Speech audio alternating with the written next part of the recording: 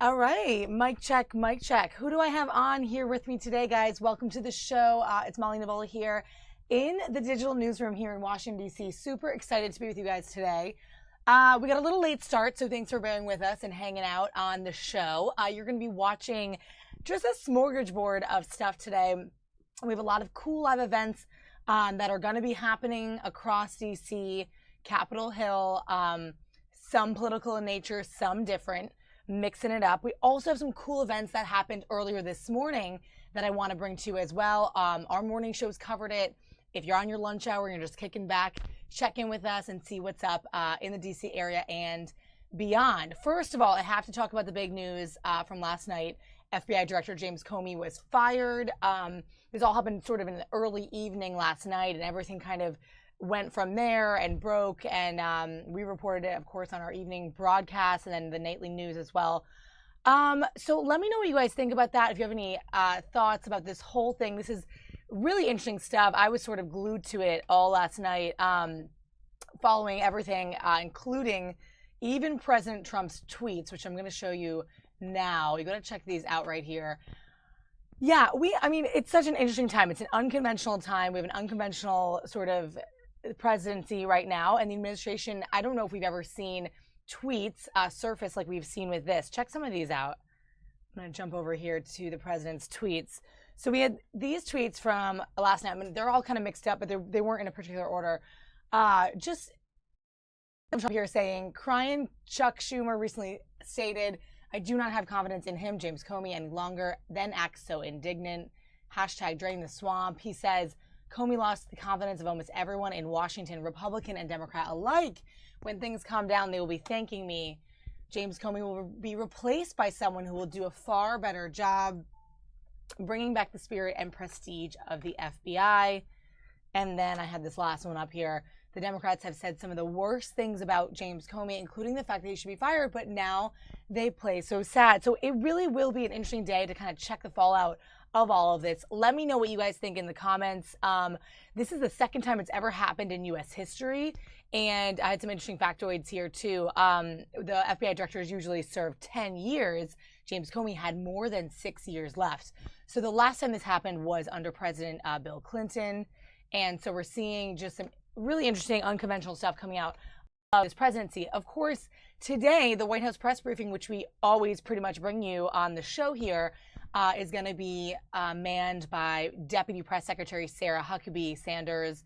So she will no doubt be getting all the questions about this. Our reporter, Ronica Cleary, will be there to get it. And all that information, we'll see what she tweets out, if she gets any interesting behind-the-scenes stuff. Also, guys, I apologize. I didn't have any music to roll into the show today. My music wasn't working for some reason.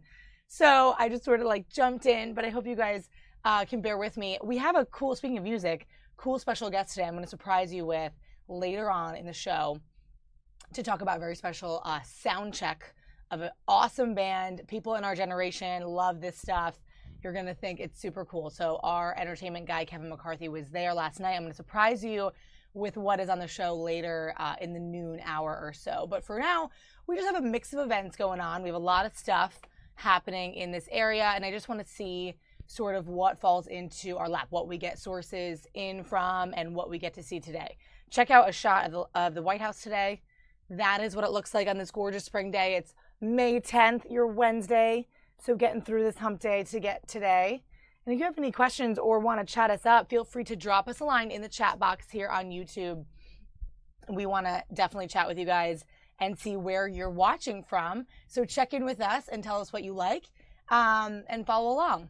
So guys, let's go over right now. I'm getting a live feed of Sergei Lavrov, the Russian foreign minister, is live right now at the embassy of Russia.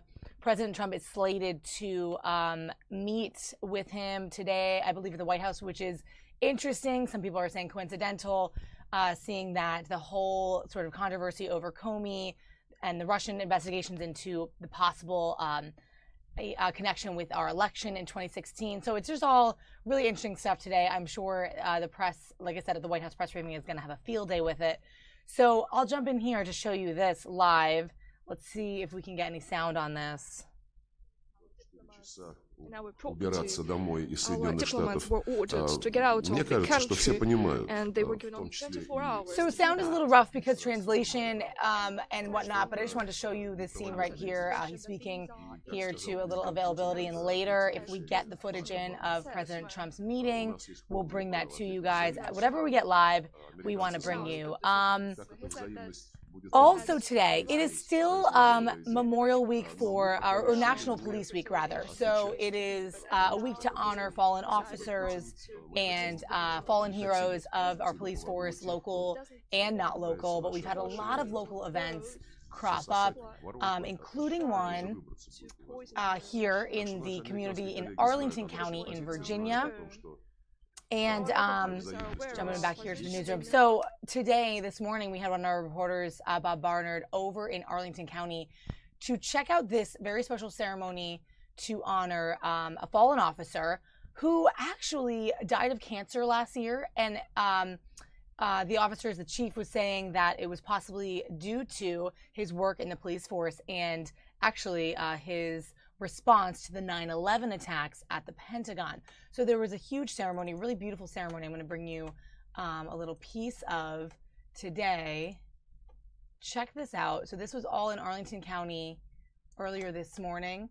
Few little speeches by some of the leaders in the force to honor this police officer. And it all took place in Arlington County, just a few miles down the road from us here.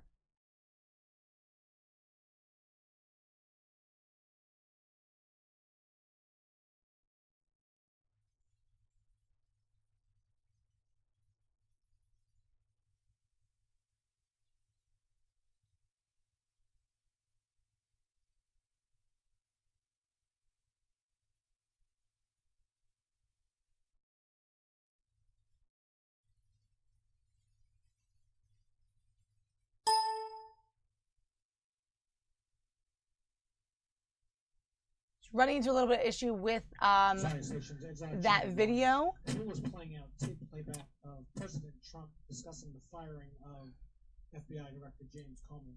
We are expecting them to re-rack and play again. It's live Channel 1. I'm just hearing right now from our Fox box that we're getting a special video from inside the White House that is getting re-racked for us and playing it back about the firing of James Comey. I'm expecting today that we're going to get a bunch of video in from different senators, different people across the Hill, the president himself about this big fallout and whatnot. So we are going to bring that to you as much as we can in the show. So stay with us. I'm going to jump over to that tape playback very shortly. Just stay with us, guys.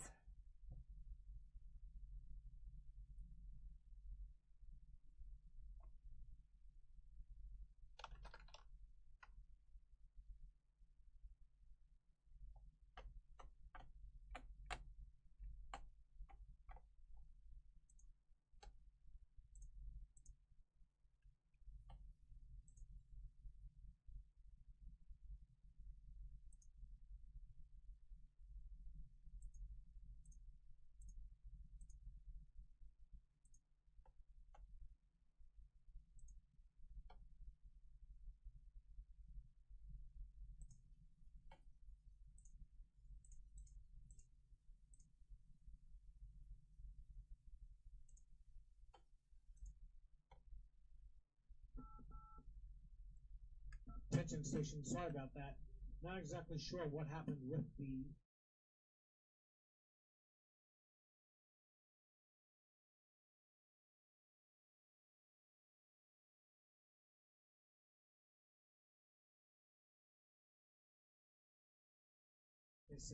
All right, what's coming up again next, guys? Thanks for waiting with us, bearing through some of our technical difficulties. Is the president in the Oval Office with former Secretary of State Henry Kissinger. They'll be talking about, no doubt, the firing of James Comey from yesterday. So again, you guys are going to see this throughout the day. Let me know if you're interested. Let me know what you think about this. If you have any comments, as you sit back and relax with us on your lunch break and just check out our show today, just sort of a hodgepodge of different things that have been happening, some interesting stuff that has happened throughout the morning, including, let me show you this tweet. I was just telling you about this. This is from Arlington County Police. So our local police county department honoring and remembering the service of 7 Arlington, Virginia officers who died in the line of duty. This is all during National Police Week. I have some footage of that ceremony from earlier this morning where police officers were being honored and gathering to pay tribute to the 7 who have died in their service. And particularly, they were adding another name to that remembrance, and that is the name of Corporal Harvey Snook, who passed away in January 2016. He was a U.S. Army veteran and with the Arlington Police Department for 27 years. And like I said, he ended up passing away from cancer that they think was due to possibly his connection to serving during the 9/11 attacks and responding there at the Pentagon. I'm going to jump over now to this video that we seem to have just gotten in from the Oval Office. It's a little bit of a rough feed, So bear with it. We'll see what we have here. What did he say? He was not. All right. Well, still working on getting that from the pool. We'll see if they can rewind that for us and we get it back. But as you know, the show is sort of all digital and raw, so we're all kind of piecing it together, and it's a little fast-moving and fast-paced, so bear with our sort of raw video at times during this show. I'm going to bring you back now to, let's see, another shot. Take a look at the White House before we go right in. We're going to jump into that Oval Office once we get that in. Stay with us, guys.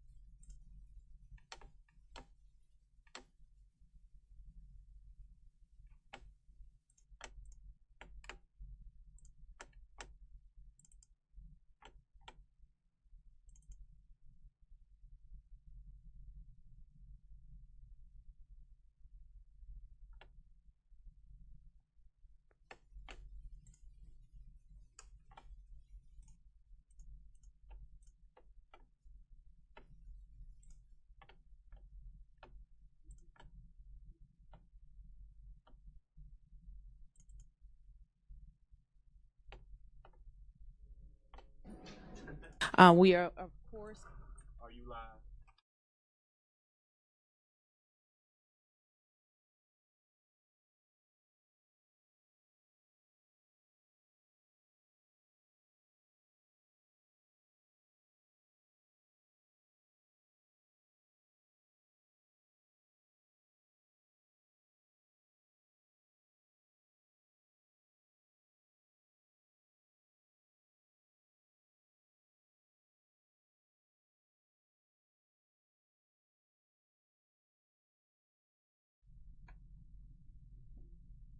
All right, guys, thanks for bearing with us today on the show.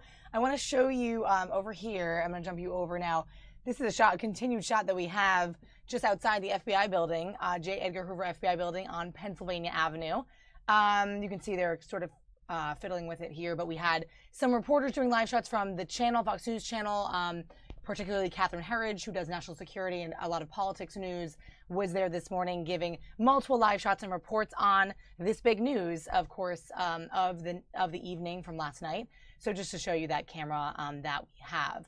I'm also efforting some other video for you guys from this morning. Like I said, the police memorial, part of the Peace Officers Memorial Day was what they were celebrating as part of National Police Week. And I was looking for some video there for you, but had some volume issues. But I am going to try to show you another cool event that's happening this morning. I'll be jumping in here and there to show you reactions from the president and other senators, whatever we have from last night's news. So thanks for sticking with us here on Fox 5 Live. And let us know what you think. Don't forget to click subscribe on the YouTube channel so you can see us pop up here and there when we are live on the show during this midday lunch hour. Thanks, guys. We'll be right back with you.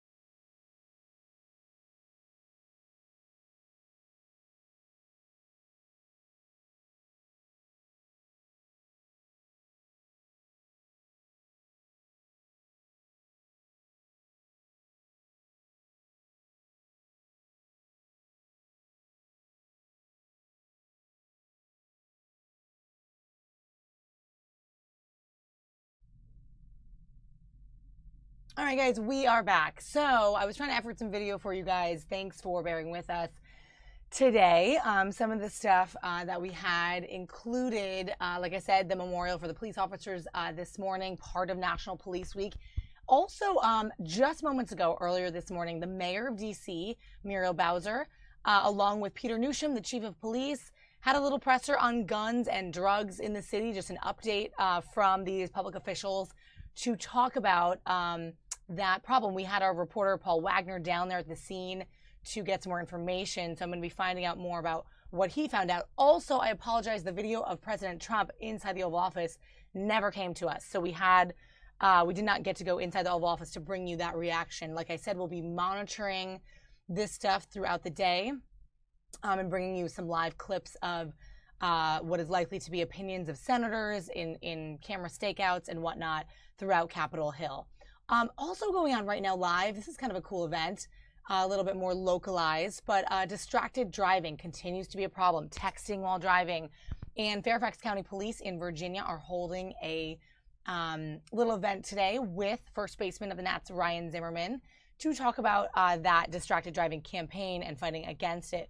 Fairfax County Police is doing a Facebook Live right now. We can check in there and sort of see what they have to say. Through the lenses of the cameras on those interstate highway systems and see you in an accident. Sound is a little bit rough on this one. It's hard to kind of grasp it, but I just wanted to show you this. And if Ryan Zimmerman comes up, I can maybe pop over to it as well as we monitor it. All right, guys, also bringing your attention to something else today. Oh, yeah, I was just talking about this. The mayor and the police chief, we caught them a little bit just moments ago, briefly chatting about this, the drug and gun problem in D.C. It's just brief, a little update on what's going on in the city. I'm going to bring you over there inside MPD headquarters. Let's check it out. Arlington Police Headquarters. I'm Muriel Bowser, the mayor of Washington, D.C. I'm joined by the chief of police, Peter Newsham, as well as the deputy.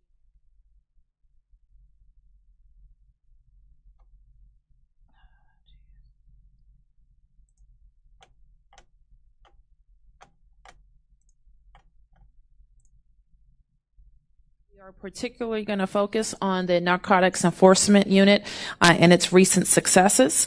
We are, of course, focused in our administration on public safety. It's the top on our agenda each and every day to ensure that neighborhoods and residents of the District of Columbia are safe. I am pleased with the work of MPD and the strategies that the chief is employing throughout our city. We are seeing all violent crime down across the District of Columbia. We have just a few words about the chief's focus, and then you're going to hear from the chief, that we've strengthened our sector policing policies. We've doubled down on our body-worn camera program so that all of our patrol officers have body-worn cameras to help strengthen our accountability and transparency with the public. And we are very focused on training up our next set of police leaders in attracting and retaining officers.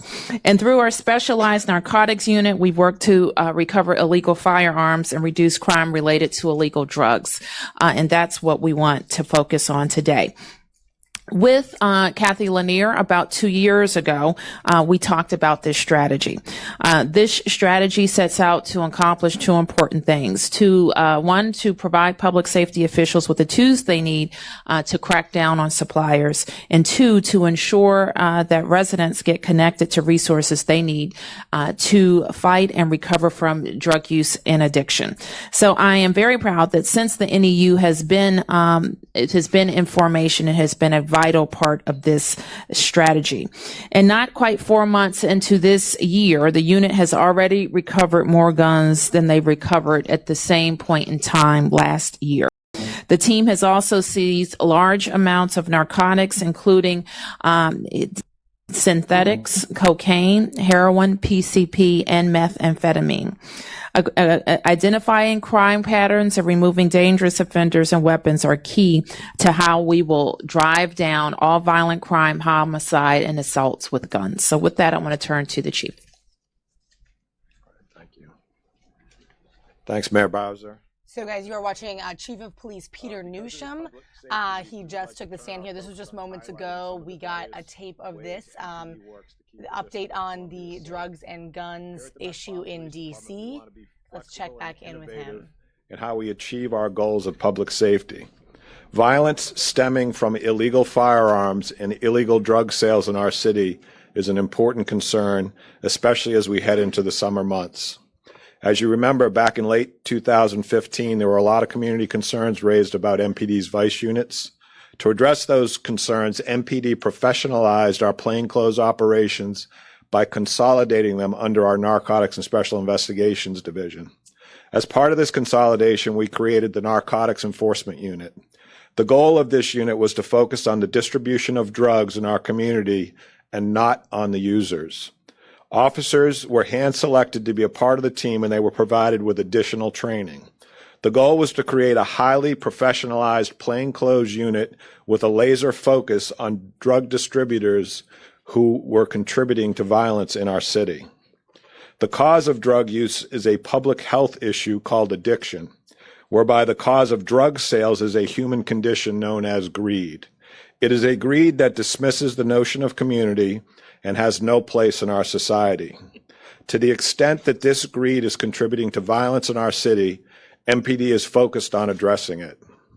On the addiction side, as you know, the mayor has proposed in her 2018 budget nearly $1 million for MPD to work with the Department of Behavioral Health on a program to get low-level offenders treatment.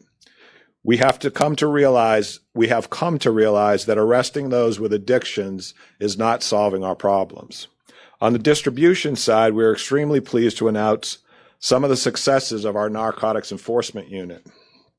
I must note that the men and women on this unit face some of the most difficult dangers that law enforcement faces. They are involved in very high-risk operations, but they do it in a highly effective, safe, and respectful way. In 2016, the Narcotics Enforcement Unit recovered over $200,000 worth of illegal drugs, including crack cocaine, PCP, heroin, synthetic cannabinoids, and methamphetamines. In 2017, they have already recovered another $90,000 worth of illegal drugs.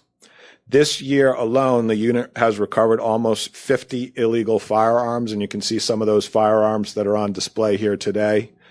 This is an increase from all of last year, where they recovered 42. To keep the public informed, every day we provide a report to the district listservs that highlights the work that this unit has done, so people in the community can know the work that's being done in their particular communities. Today, we'd like to commend the Narcotics Enforcement Unit for their professional, safe, and respectful work that they have done, and we'd like to reemphasize our commitment to reducing violence in the District of Columbia. I'm now going to call up Andy Struhar to say a few words. Good morning. Thank you, Chief. Thank you, Mayor Bowser. My name is Andy Struhar, and I've been a member of the Metropolitan Police Department since 1994. During that time, I've had the privilege of serving the department in several challenging roles by supervising the ATF Gun Trafficking Task Force, the FBI Safe Streets Task Force, and the Gang Intelligence Unit. By far, one of the most satisfying things that I've experienced in this job is seeing immediate results of efforts that we take to keep this city safe. Managing the Narcotics Enforcement Unit and Major Case Unit at the Narcotics and Special Investigations Division, I see immediate results of the work that our officers do every day. Whether it's responding to citizens' concerns about drug activity in their area or using intelligence to target drug traffickers, we know that we are achieving our goals. Our unit uses both uniformed and plainclothes officers in various capacities. We also have the support and assistance of officers and units all throughout the district, and that allows us to be far more effective. The men and women who work in our Narcotics Enforcement Unit do extremely dangerous work. All right, guys, so just a few words from local officials there. You heard first from D.C. Mayor Muriel Bowser, and then the police chief, Peter Newsham, and then some more of these officials were talking. So just wanted to give you a taste of some of those updates that are local, but more on a federal level. I'm going to bring you finally that sound from President Trump that we missed earlier. It was super quick bite. Listen into this, his first comments now, at least publicly here that we got to snag on video about the firing of James Comey. Check it out. Fired Director Comey. He wasn't doing a good job, very simply. He was not doing a good job. Did it affect your meeting with the Russians today? Did it affect your meeting with the Russians today? Will the new FBI director be in charge of the Russia investigation? Thank you. Thank you. Thank you. Thank you. Thank you, everyone. Thanks, sir. Thank you. So that's it. That's what we got. He's not doing a good job. That was the quote. We just snagged that quote, stuck it on our Facebook as well. Speaking of that, feel free and always check in to our Facebook page. We publish lots of cool stories and update them throughout the day, so you can always check in and leave your comments below to engage with us. So there it is. President Trump saying that the ousted FBI chief was not doing a good job. Those are the comments. Guys, let's switch it over to this. Did you hear about this story? Check out this video. It's heart-wrenching from yesterday. This is a video that police released in Venice, Florida. Look, that guy just jumped in.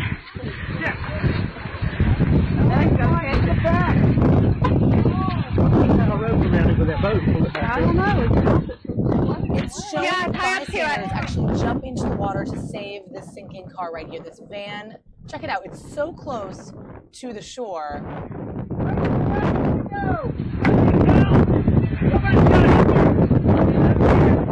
Oh my God.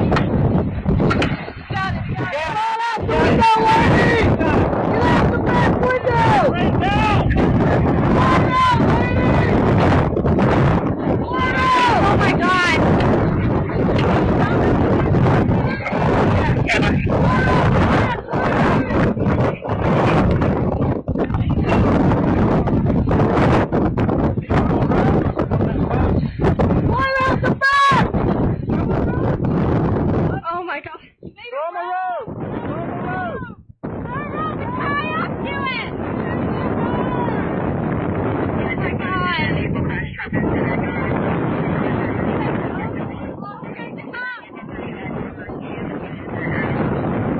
So absolutely terrifying stuff here. Two people went in to try to rescue this van that went off of a jetty there in Venice, Florida. Venice Police Department released this video. Very sadly, the people were not able to rescue two people who were in that van or reach them before the tide drew them under with the current. You can see these rescue boats coming up. This is crazy video. I actually hadn't seen the full extent of it. But I think what we're reading is that two older people, one in their 60s and one in their 80s, did not make it out of that van that went under. Just a crazy video, really. We got a lot of response from that when we were posting that. Just a heart-wrenching thing yesterday out of Venice, Florida. That video just continues, I think, there, and you can see ultimately the van goes down. Really crazy stuff. I'm going to take you back to this shot. Here's Catherine Herridge here from Fox News Channel. She's doing live shots in and out today. Looks like she maybe is wrapping up here or is done, but right outside of the FBI building, of course, the relevant, the topic of today, with James Comey having been fired yesterday. I'm going to bring it back inside the newsroom. But guys, let me know what you think about this. Do you have any thoughts, one way or the other, about how this all went down? We know this is the second time in U.S. history a president has done this, the first time being Bill Clinton, and typically these directors serve a 10-year term. Now, Comey had more than 6 years left. This all comes at a really interesting time because, 8 months ago, Hillary Clinton was relying on this, or really this possibly, she's even stated in the media, Comey's actions perhaps led to her results in the election. So there's a lot of talk just about this, and that this comes at an interesting time during the whole Russia investigations into the Russia connection with campaign 2016 here in the United States. So just a really interesting thing in the news today. We're going to get a lot of talk on this today all over Capitol Hill. The White House press briefing will naturally be very much focused on this. But shortly, guys, we're going to totally switch gears. I'm going to have a very special guest in the studio, so be waiting for that. And it's really exciting. It's going to be changing gears a little bit to music and the arts. So, yeah, we'll be right back with that, guys. Stay with us.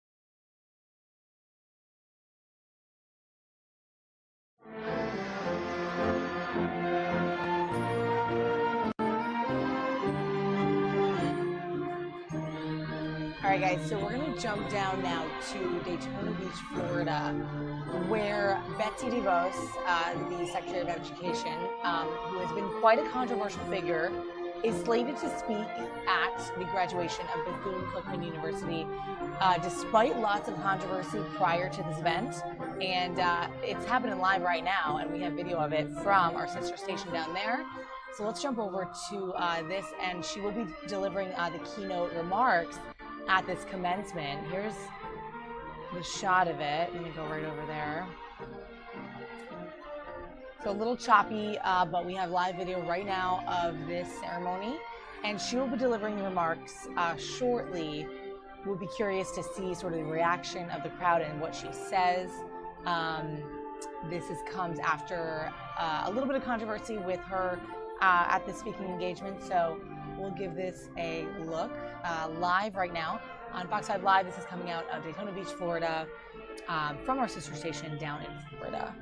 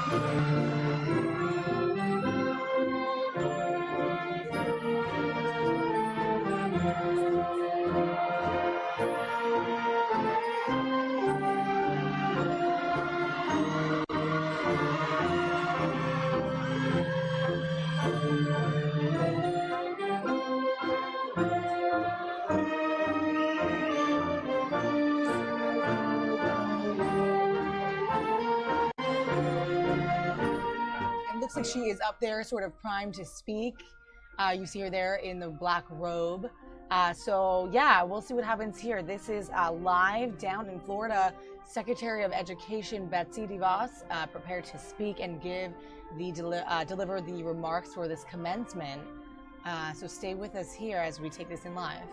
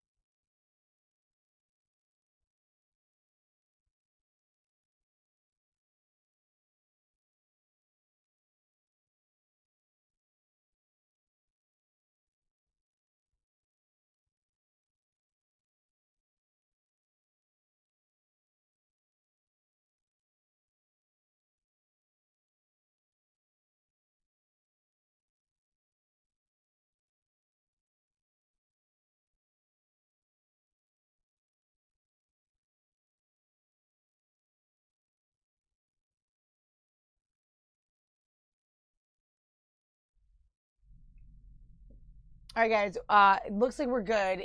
Even though you don't hear audio, it looks like they will start back the audio when her speech begins. So we'll leave it here for now. Remember, we have a special guest coming up in studio at around 12:30. So be ready for that. And we'll see what we can catch of this commencement delivery. Remember, this is all sound live video, so it is a little bit raw. We'll catch what we can catch throughout this speech. As president of Bethune-Cookman University, I now declare the spring 2017 commencement ceremonies open. Please rise and remain standing during the scripture reading offered by Reverend Kenya Laval and University chaplain, followed by the invocation which will be offered by Reverend John Baldwin II, Dean of the Chapel.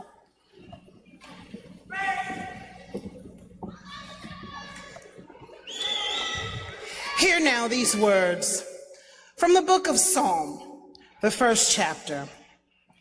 Blessed is the one who does not walk in step with the wicked, or stand in the way that sinners take, or sit in the company of mockers, but whose delight is in the law of the Lord, and in whose meditates on his law day and night.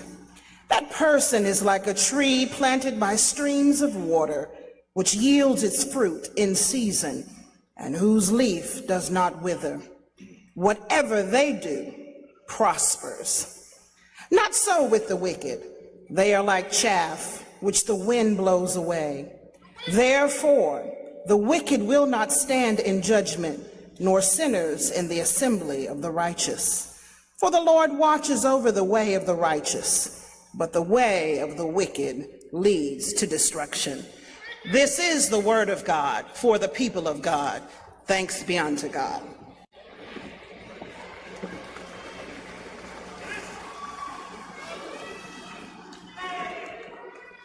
Gentlemen, if you would please remove your head coverings.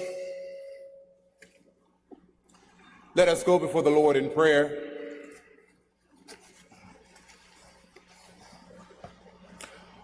O God, Father of Abraham, Isaac, and Jacob, we come before you now with bowed heads and humble hearts. God, in the past when we needed a friend, you were there. And for this we say thank you. When we needed a mother, a father, like a hen brooding over her chicks, you covered us. And for this we say thank you, Lord. When we needed redemption, you came and became our Savior. And so we count it not robbery right now to praise and bless your holy and righteous name. God, you've been good to each of us. And so it is only fitting that on this day, as we celebrate the achievements of our scholars and loved ones, that we invoke your presence in this place. For after all, God, it has been you and only you that has brought us from a mighty long way. We honor you for the visionary leadership of our magnanimous founder, Dr. Mary McLeod Bethune, who dared to cross racial, religious, and socioeconomic lines that she might enliven a dream to empower generations of young people with education, dignity, and opportunity. God, we thank you for the gift of your spirit and for that leadership leading Bethune-Cookman University in this hour. May each of our candidates seated here today ever be imbibed with a passion for serving the world. It is in the powerful, precious, and prolific name of your Son, Jesus the Christ, that we pray and ask these blessings on this day. In Jesus' name, amen.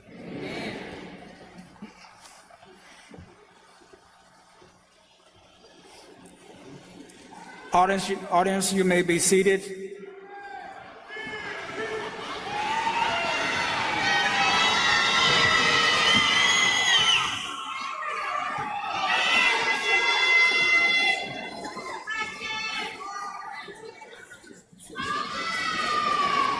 I now invite the Chairman of the Board of Trustees, Dr. Joe Petroff to come forward to bring greetings on behalf of the Board of Trustees. Thank you, Dr. Jackson. Good afternoon. First, I'd like to thank God for the guidance, love, and support he provides us each and every day. Graduates, congratulations. We wish you, on behalf of the Board of Trustees, continued success. But please take time to thank your family, friends, and loved ones for their support of each of you over the years. At this time, I'd like to ask the Board of Trustees, when I announce their names, to please stand and be recognized. Please hold your applause to the end. First, the National Alumni President, Ms. Jennifer Adams. Dr. Nelson Adams. Dr. Bob Billingsley. Dr. Michelle Carter Scott. Guys, we're waiting still for Betsy DeVos to make her speech here at this commencement ceremony down in Florida. We're going to let this roll out a little bit because this is live, and I'm going to bring you back to some other news. And not to keep it all political, but obviously political news is a big thing today with the firing of James Comey, the FBI director. So if I bring you out of this and bring you back into our newsroom here in D.C., I'm going to bring you over to some comments from Vice President Pence, who spoke about Donald Trump's firing of James Comey. Now, we heard the words from President Trump himself. Very brief, just a one-sentence answer to the pool there, the press pool inside the Oval Office. He was not doing a good job. These were the words from the Vice President just briefly earlier this morning. You know very clearly, as has been stated repeatedly and the President has been told, that he's not under investigation. And as former Director Clapper of the Director of National Intelligence said, there is no evidence of collusion between our campaign and any Russian officials. That's not what. But let me be clear with you. That was not what this is about. That's not what this was about. The President took strong and decisive leadership here to put the safety and security of the American people first by accepting the recommendation of the Deputy Attorney General to remove Director Comey as the head of the FBI. The American people have to have confidence in the Federal Bureau of Investigation. And because of the actions that the Deputy Attorney General outlined to the President that were endorsed and agreed with by the Attorney General, the President made the right decision at the right time. And now we look forward to finding that individual who will be able to lead that agency and all the outstanding men and women of the FBI back to a place where we move past the difficult politics of the last year that have swirled around Director Comey's leadership, and we can move back to a place where every American can know that the FBI is able to do its job to enforce our laws and protect our nation. What about the President's dissatisfaction with the Russia probe? Did that play into this, sir? And let me be very clear that the President's decision to accept the recommendation of the Deputy Attorney General and the Attorney General to remove Director Comey as the head of the FBI was based solely and exclusively on his commitment to the best interest of the American people and to ensuring that the FBI has the trust and confidence of the people of this nation. The President's leadership here, I think, represents the kind of strong leadership that the American people expect. That the American people expect a president to act on the recommendations of those within the administration who are charged with oversight. In this case, the Deputy Attorney General provides the oversight to the Federal Bureau of Investigation. And while the Deputy Attorney General was confirmed just a few short weeks ago by the United States Senate, when he brought the recommendation to the President that the Director of the FBI should be removed, President Trump provided the kind of strong and decisive leadership the American people have come to be accustomed from him. And he took the action necessary to remove Director Comey. And now, already this morning, the President is in the process of evaluating individuals who will be able to fill that spot, lead the FBI, and restore the confidence of the American people. That's why this was the right decision. at the right time. Sir, do you have someone in mind, given the bipartisan kind of concern we've seen over the last 24 hours and the administration's assertion that there was no wrongdoing, why not support an independent panel or an independent prosecutor? The evidence or the facts that are in public today are very clear.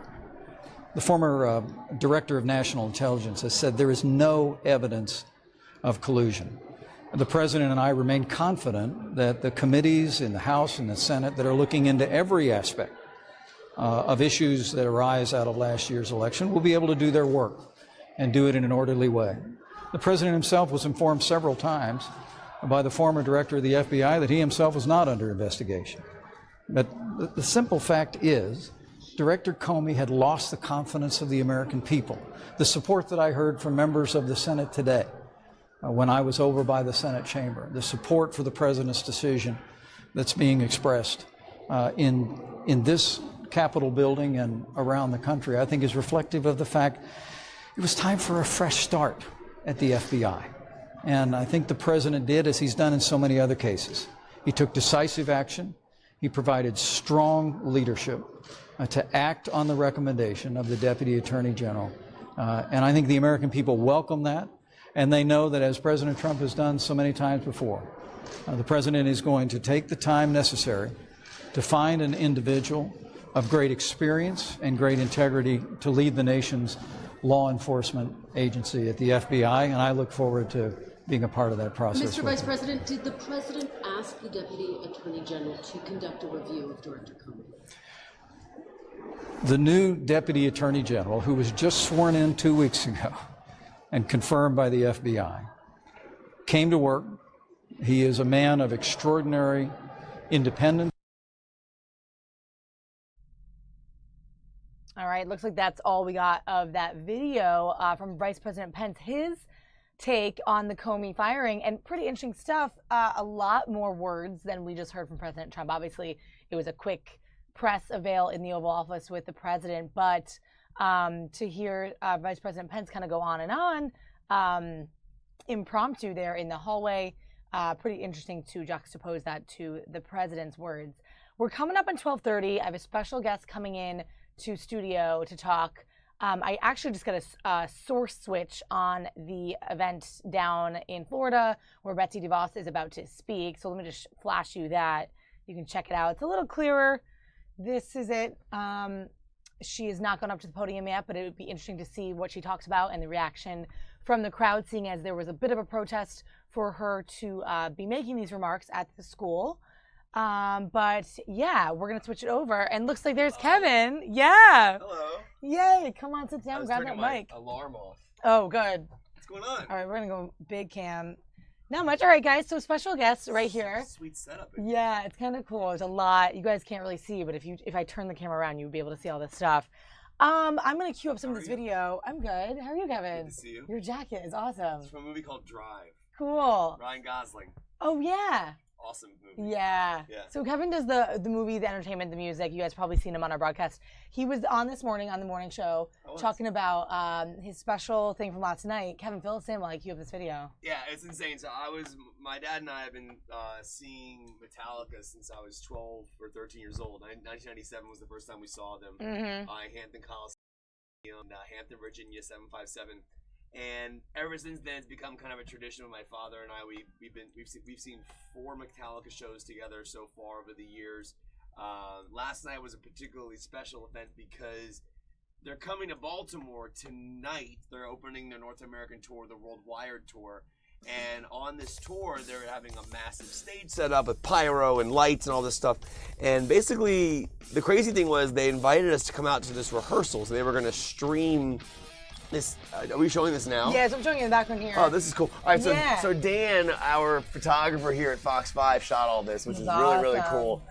So what they allowed us to do was they allowed us to come out last night and they did a 4-song set which streamed live on Facebook Live.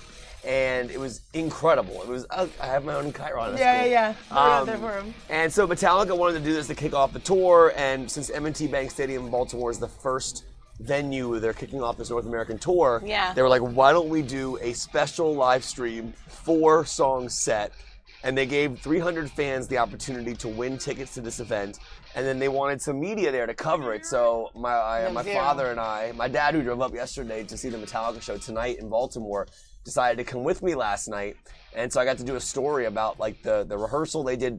I mean, I'm a big Metallica fan, so they did For Whom the Bell Tolls, they did Battery, they did a couple of the new ones. I mean, I'm particularly an older Metallica fan in the sense of like I like their older stuff. I mean, I think that's people say that a lot, but I mean, like for me, Injustice for All was the best album they ever wrote. That had Blackened and all that stuff on it. So I was gonna say too for our viewers, like this is kind of definitely like a band of our generation. I mean, you could say there's a certain type, but like you and your dad share the interest together, which is awesome. Yeah. Did he come far for this? Or? Yeah, so he drove up from Williamsburg, which was about 2.5 hours. Oh, awesome. So his birthday was in February, so I bought him tickets for the concert that's happening tonight. The actual thing last night, which is what the footage you're seeing now, that was came in last minute, and I was like, I will come to this if you can bring my dad. Good to see ya. So they were ladies and gentlemen, please welcome. Yeah, so they kind of stopped and started. They did a couple songs. I mean, they knew they were on Facebook Live. They knew that they were broadcasting to all over the world. They had over 1 million people watching. I know that last time I saw it said over 1 million views. But yeah, it was awesome. That is way cool. That's awesome. So then tonight, what happens? You go. Tonight's the actual show, so I'm gonna leave here shortly and go home, pick up my wife and my mom, my dad, and we're gonna go to Baltimore. I took off tomorrow so I can stay out. I'm gonna stay out and watch the whole show. So cool. I had no idea you were like so I'm actually a really big metal and hip hop fan. Those are like my two biggest genres. So like I'm very deep into hip hop and I'm very deep into metal. So I didn't know that. Yeah, I don't know why those two particularly struck out for me, but over the years I've always been just like really into hip hop and metal. So do you like covering movies better, entertainment, or music? Movies. I mean, but one thing I love about movies is the musical side of them, the scores that come into them, the music, the soundtracks. Like I learned a lot about music through like people like Quentin Tarantino and filmmakers who use a lot of good soundtracks and scores and introduced me to music that I'd never heard of before. Like when I saw Pulp Fiction for the first time, I'd never heard that Al Green song before. There's certain songs, or Jackie Brown had some great songs in it. So I learned a lot about music and music history through filmmakers that I admire. And what is Metallica up to now? Like, what even is their status? They're obviously still performing. Yeah, their new album I think it's called Hardwired. I can't remember. It's Hardwired something. I don't really love their new stuff, but that new album is actually really good. And I remember I got it the day or so it came out. I got it from my dad too. I mean, for me, going back to Kill 'Em All, Ride the Lightning, Master of Puppets, Black Album, and Justice for All, Load, Reload. Those are those were the Metallica albums I listened to growing up. The new stuff's okay. This new album actually kind of reverts back to the more hardcore Metallica, the metal that I really loved listening to growing up. So it was cool seeing it last night. I want to think they were on the mall like last year or something. Act of Valor. Yeah. Okay. Oh, sorry. The Valor concert. Something for veterans and stuff. Yeah, they did. It was them and Rihanna. I think Rihanna was there and Eminem was there. It was really cool. Yeah. I mean, I was looking, wow. Yeah. It was awesome. Super cool. Well, obviously, you guys do your kind of rough video because we had our camera guy kind of out there getting. Oh yeah, this is the raw footage. So we totally got raw. Yeah, I like to bring them the raw, do the footage, but it's cool to just having come in here and talk to you guys about it. I thought it was an awesome thing that you got to do. Yeah, it was absolutely incredible. I have a nice piece put together that Dan did. It's on my Twitter if you want to watch it. It's on Kevin McCarthy TV. Awesome. But it's like 2.5 minute package of like everything that happened. You can hear the music really well. They did at one point they did the breakdown of One, which was like this one of the best songs they ever wrote on the Justice for All album. And Lars has this famous double bass drum he does, and Kirk was like getting in there with the guitar. It was really cool. Yeah. It was awesome. Yeah, it was super awesome. Cool. Well, so glad. Thanks for coming in. No, anytime.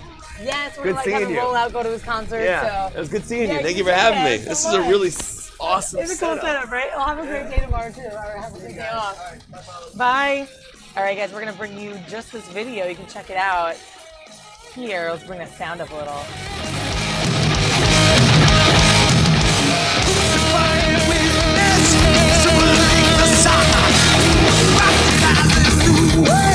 What have you become?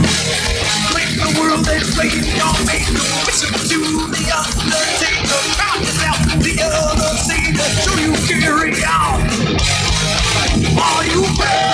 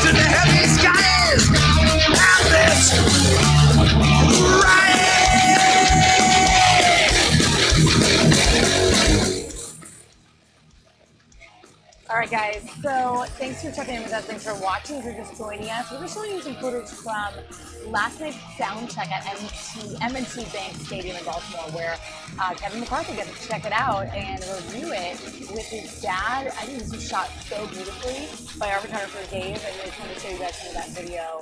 And apologize for the sound. I think we had to jump in and make sure Kevin's mic was on, but we got it. So thanks for continuing to watch us, guys. We're still waiting on the Secretary of Education, Betsy DeVos. She's speaking at Bethune-Cookman University down in Florida, despite some unrest at the university and some controversy with her coming down there. So I'm going to throw it down there so you guys can see what she talks about and sort of how she is able to interact with the students there during this commencement.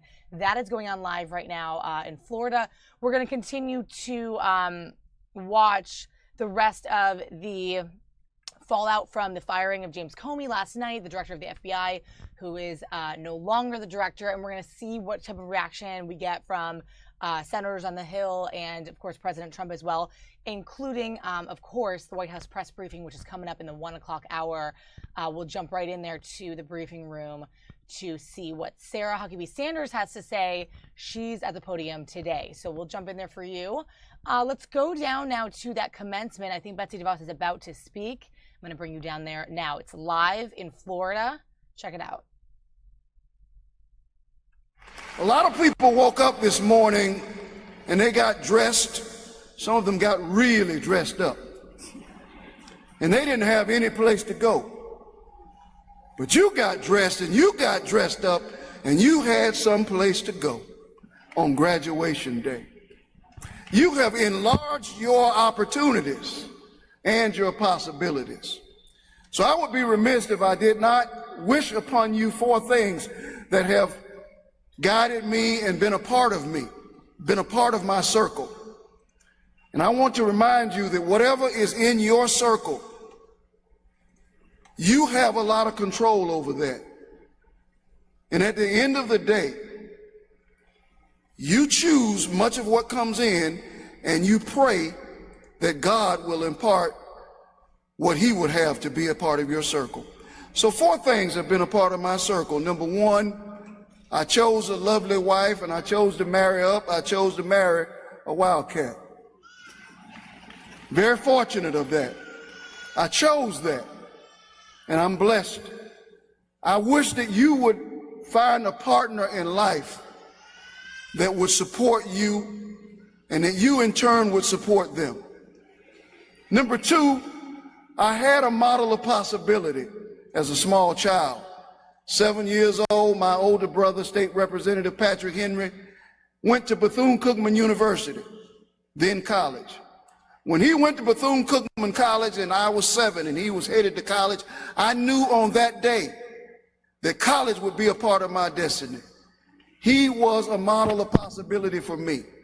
Today, you are a model of possibility for us. All right, guys, looks like she has not spoken yet, but obviously you see her there on the right side sitting down. So we'll come back into this, I think, when she steps up to that podium. I want to bring you over to a cool live video from our reporter, Ronica Cleary, who's down outside the White House.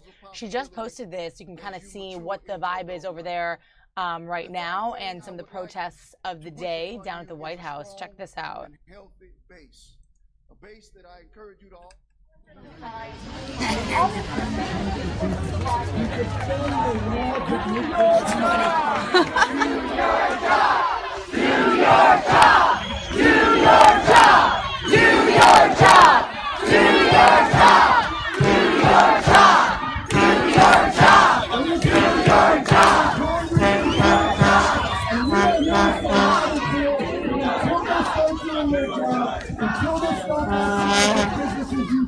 Until there's a man make it happen, you are not going to stop. You will be out here every day fighting back until this happens. So it looks like the protest is a little larger than normal. Typically, we see a lot of protests outside the White House, and Veronica is usually able to cover them and talk about what's going on. Sometimes she'll do her live shot out there. We've even had her do a little behind the scenes inside the White House, the area that she can go as press.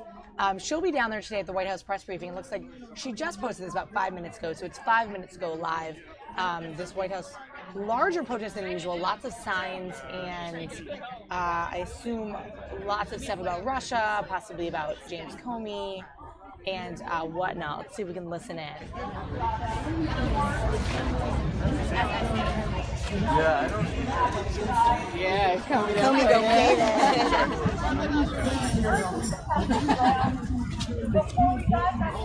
I'll be right back.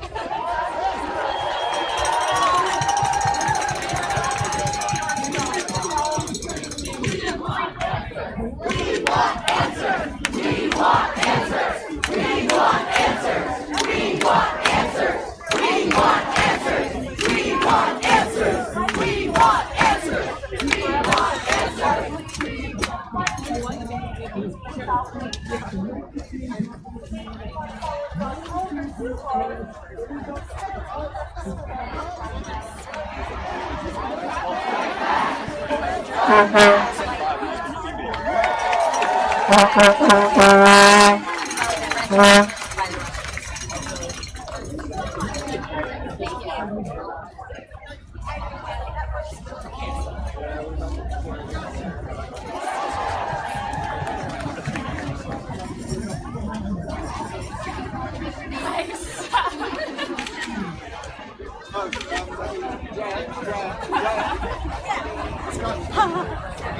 Speeches in the grey suit, and they're doing the right like, excuse me.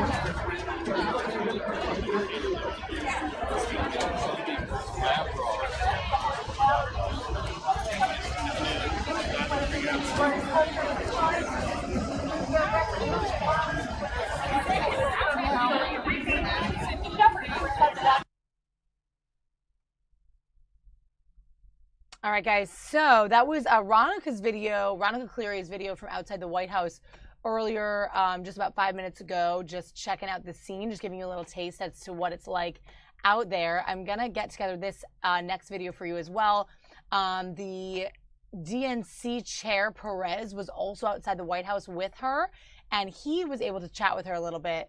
Check this out right here. The stonewalling from the administration, and now we see that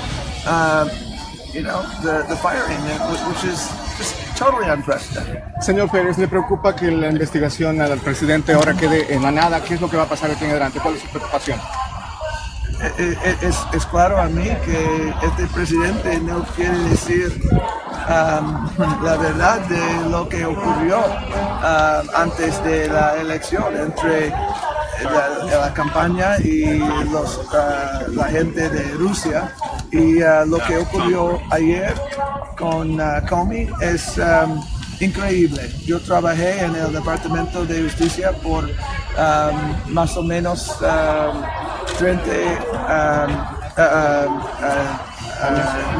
12 años, y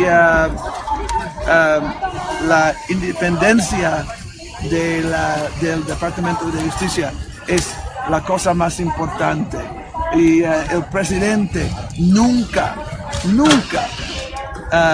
debe envolverse en las decisiones. Lo que ocurrió ayer es una cosa increíble, tan mala, y tenemos que mantener la independencia, y va a ser casi imposible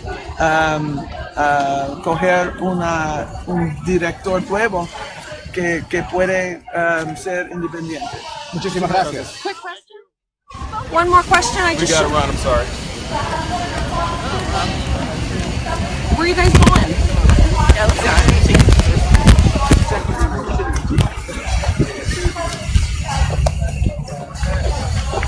Keep up the good work, Tom. Thank you.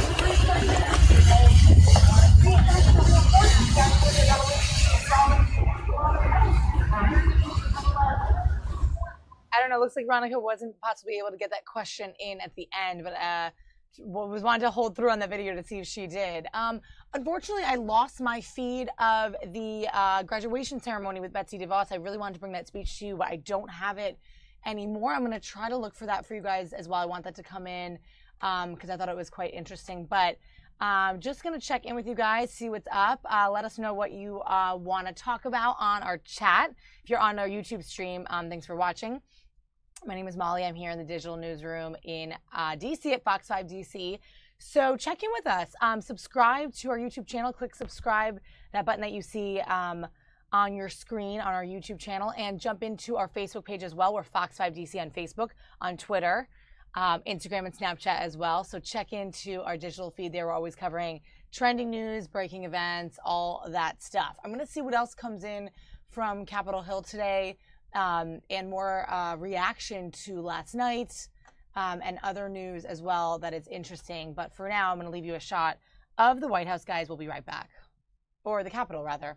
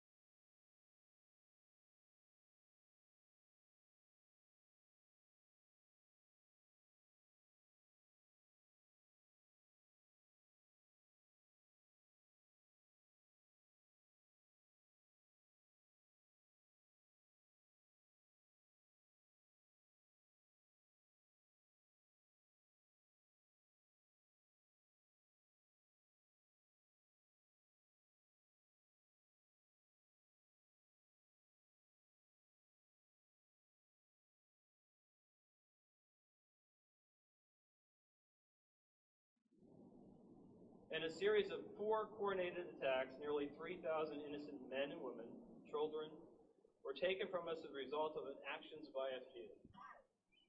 2 planes, American Airlines Flight 11 and United Flight 175, crashed into the North and South Tower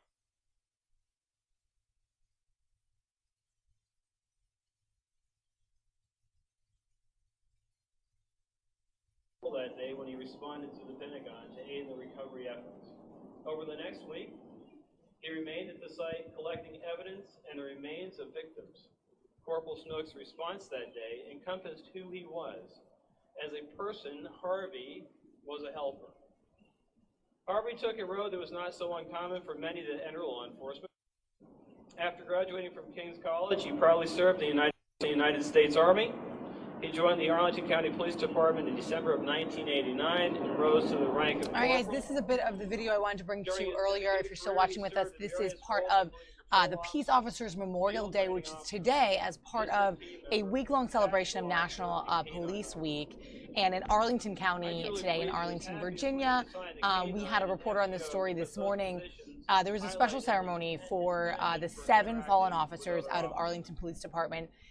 We heard from various officers and chief as well there, and there was a sort of a special ceremony to gather together to place roses on the statue to commemorate those officers. So jumping over to that video now, I'm going to bring the sound up as much as I can here.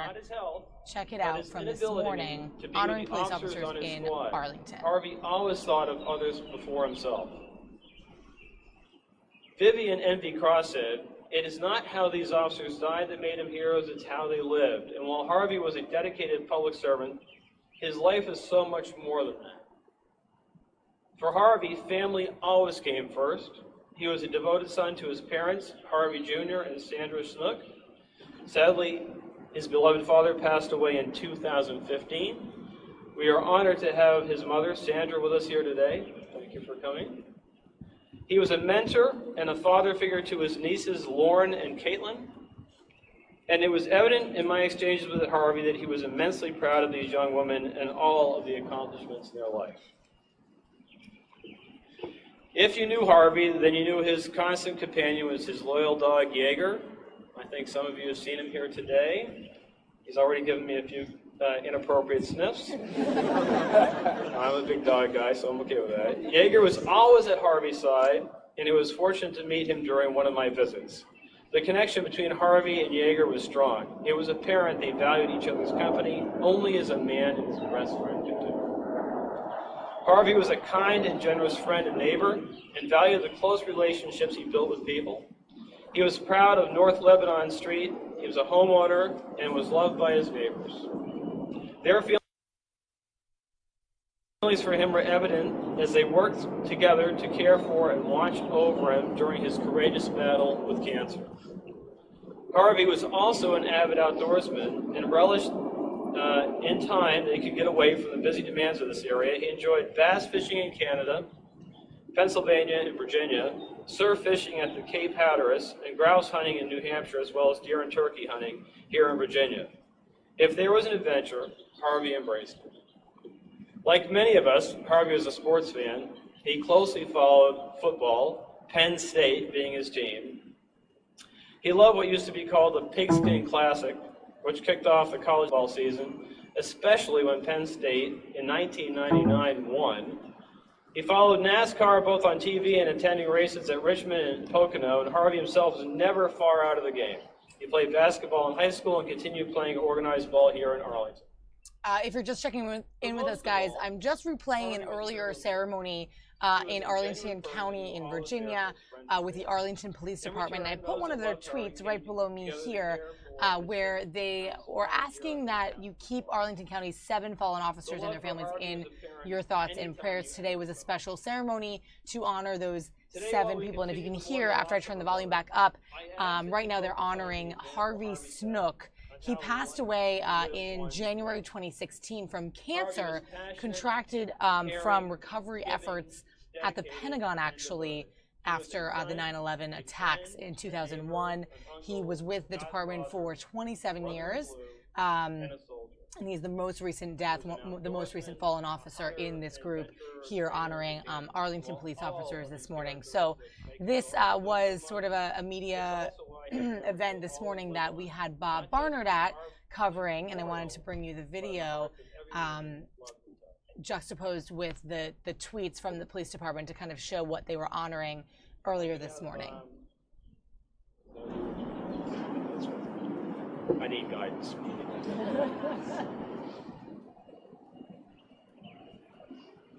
Just if you could come up, we'd like to do the unveiling of the plaque.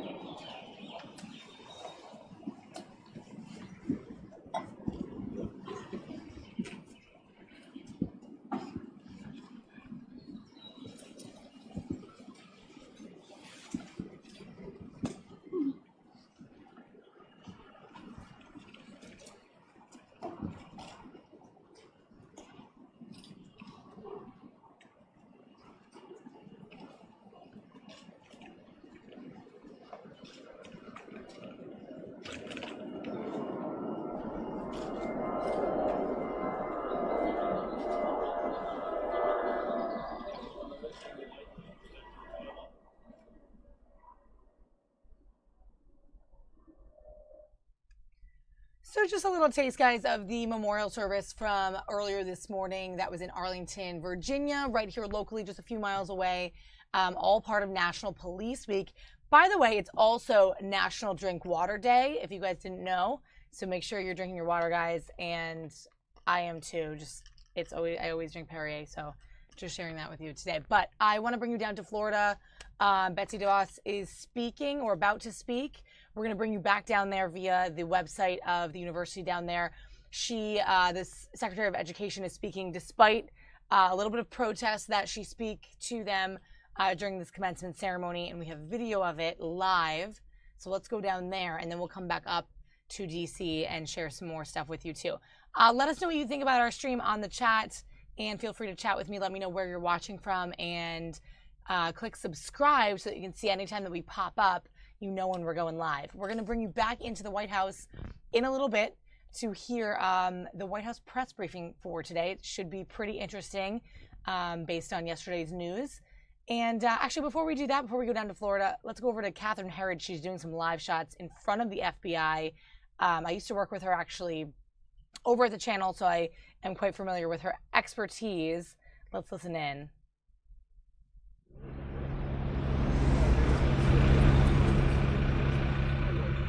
Looks like she's waiting on a live shot here. We'll see if she says anything here, and then if not, we'll bring you down to Florida. Also within the last hour, Justice Department officials are saying that a New York Times report that Director Comey had asked for resources and money from Rod Rosenstein, and that may have been one of the reasons that he put the kibosh on the director, they say is simply not accurate, Jenna.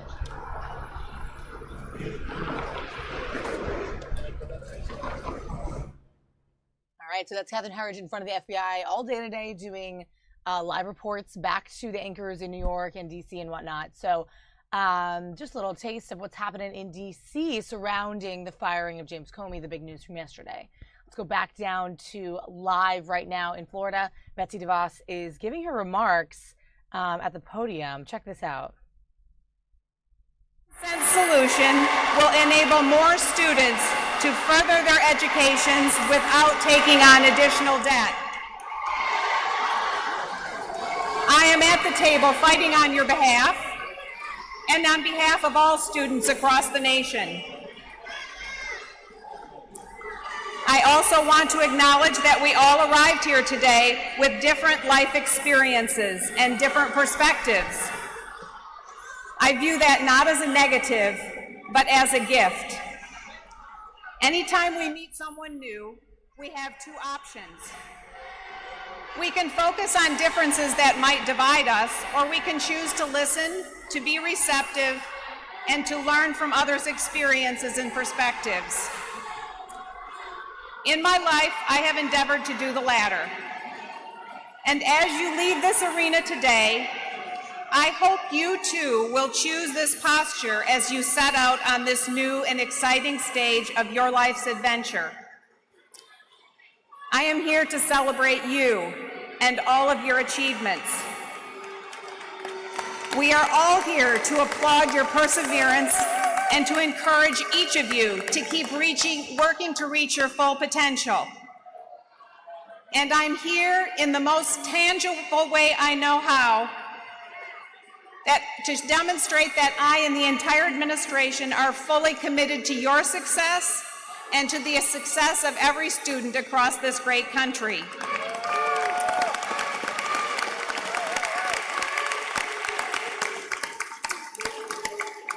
That commitment to success is one I know I share with your president, Dr. Edison Jackson. Dr. Jackson has long focused on creating opportunities for students and is an authentic advocate for lifelong learning.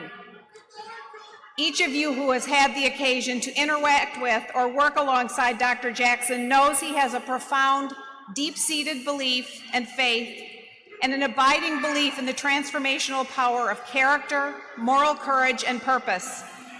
Dr. Jackson, thank you for your daily work to secure and make available a life-changing education for the students you serve. Your career is a personal inspiration to me, and it's the embodiment of BCU's motto, Enter to learn, depart to serve.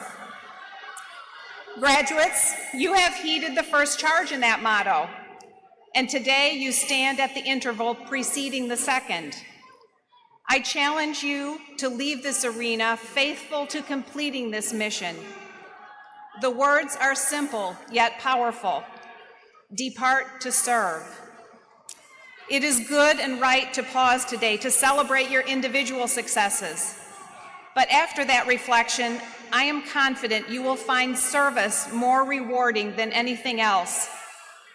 In serving, you will always reap more than you sow.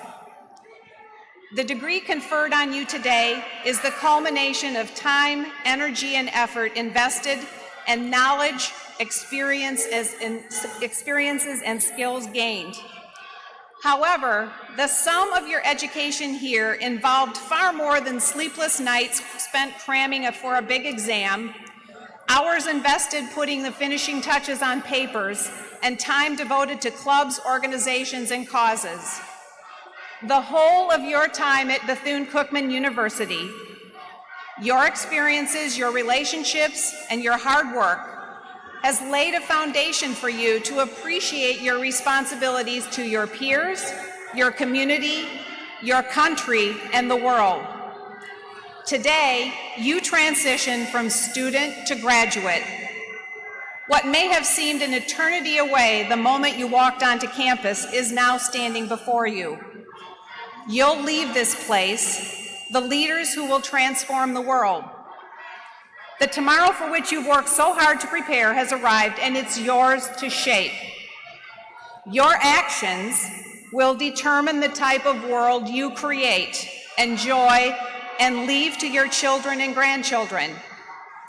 I posit that a fundamental component in that pursuit to shape your world can be found in personal service. You may choose to give back by mentoring or volunteering. You may pour your life into creating equal opportunities for all, pursuing justice, tackling the toughest medical challenges, educating the rising generation, donning our nation's uniform to protect and defend our freedoms, or making a discovery on the cutting edge of science, technology, or engineering. I know that BCU has prepared each of you well for these tasks. The human heart is hardwired for service, and it's embedded in the DNA of this institution. No doubt you know Dr. Mary McLeod Bethune's amazing story very well, but let me share some of it for those beyond this hall who don't. She was a visionary, a leader I admire and respect, and someone about whom all Americans should know. As one of 17 children born to parents who knew firsthand the horrors and injustice of slavery, Dr. Bethune was the only member of her family to be educated in a formal school setting. For her, education was a gift and an incredible privilege. She believed it was her sacred duty to use her education to uplift others. So in 1904, with a burning determination in her soul and a meager $1.50 in her pocket, Dr. Bethune built a school from the ground up. Over the course of her incredible 79-year lifespan, she fought for one singular and invaluable goal: to provide African American children access to a quality education, access they were otherwise unjustly denied. Her commitment to service is what has brought us together today. This inspired daughter of slaves refused to accept repulsive and systemic racism. So you guys are watching the Secretary of Education deliver these remarks. Apparently she came down to this university despite lots of opposition and protests and even some threats. You can hear some people sort of yelling in the background. I was wanting to kind of see if anything happened in the crowd or how some of the other administrators are seeming to react behind her, if anybody acts up in the crowd. But apparently she did decide to go through with it, and there was sort of a lingering threat about this. But she is delivering these commencement remarks right now live down there in Florida at Bethune-Cookman University. Later on, coming up in the show, we're going to bring you in the White House press briefing. Sure to be a good one today. of course, with all the news coming out of the administration and the White House today. And we'll bring you some other live stuff as it happens as well, guys. Stick with us, and thanks for watching. Last will and testament, where Dr. Bethune described what she hoped her legacy would be. The beautifully written testament cited love, hope, and a thirst for education as the ideals she wanted people to embrace in her memory. She concluded with a section titled, "A Responsibility to Our Young People," and made clear her unshakable belief that the world's fate belonged to the youth she dedicated her entire life to serving. In it, she wrote, "Our children must never lose their zeal for building a better world. They must not be discouraged from aspiring toward greatness, for they are to be the leaders of tomorrow. Nor must they forget that the masses of our people are still underprivileged, ill-housed, impoverished, and victimized by discrimination. We have a powerful potential in our youth, and we must have the courage to change old ideas and practices so that we may direct their power toward good ends." I note 3 core themes in her words. First, aim high, aspire to greatness. Dr. Bethune believed without wavering that your potential is limitless. Second, take responsibility for your families and communities and never tolerate inequality or injustice. Third, proceed with courage to change old ideas that hold others back. These and encouragements I echo to each of you today. Dr. Bethune believes students, you, had an unlimited potential to affect positive change, and with good reason. She'd done it herself. As you leave, each of you will be called to embody courage in different ways and to rise to different challenges. The way you answer those calls will determine not just the future of you and your homes, but of your communities, this great nation, and your world. Your university serves as a reminder that every student, without exception, deserves a high-quality education. Some of you graduates are the first in your families to earn a college degree, and some of you have overcome incredible personal hardships to reach this day. DeAndre Jamal Sandstad was the victim of an accidental shooting after his freshman year. His doctor told him he would never walk again, but DeAndre had different plans. Not only did he resume his studies, he poured himself into his rehabilitation and got back on his feet. Today, DeAndre stands tall among you as a candidate to receive his degree, and he is already taking the next steps to pursue an MBA.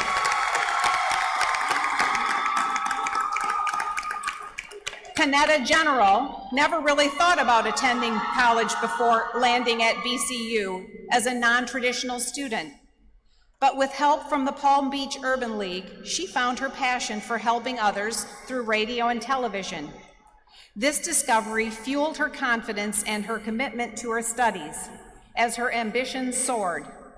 Kaneda became involved with 14 organizations and numerous other campus activities, and today is an accomplished mass communications graduate.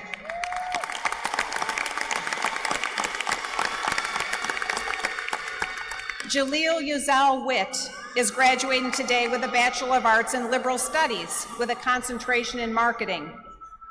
Jaleel was born to a single mother who struggled with drug addiction. At a very young age, he entered the foster care system where he was subjected to a never-ending cycle of neglect and abuse. Despite the extraordinary challenges he faced throughout his upbringing, he excelled at his studies at BCU and went on to become Mr. BCU, Mr. Sophomore, and he even developed a motivational program called From Blocks to Books, dedicated to inspiring and empowering young people. Jaleel writes and performs music as well. After graduation, he plans to relocate to Atlanta to pursue his dream of starting a record label. Each of these student stories is one of courage. These stories speak to how BCU rises to meet the unique needs of every student it serves. We should aspire to make all of America's educational institutions mirror that model, a singular focus on the individual needs of students. Our nation has made remarkable progress since Dr. Bethune founded this university, but addressing inequities in our education system remains a very real challenge. Empowering students with the opportunity to pursue the best possible education has been my focus for the past 3 decades. America is simply too great a country to deny any child this equal opportunity. Your courage will be needed to confront this challenge as you raise families, pursue careers, and lead in communities across our nation. I hope each of us will leave here today challenged to ensure no child is denied the benefits of a quality education. Many of you have already shown courage in this regard by pursuing teaching as a vocation. I want to take a moment to highlight and honor each of you who are graduating from the College of Education.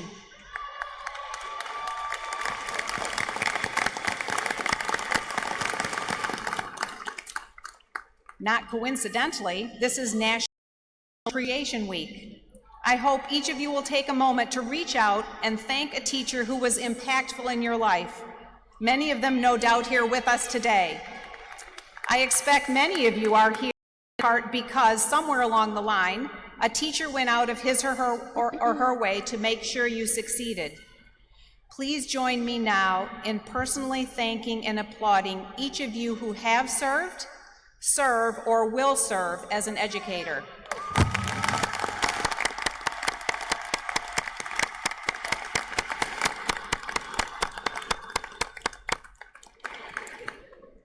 Education broadens our horizons and enables us to confront realities we'd never before anticipated.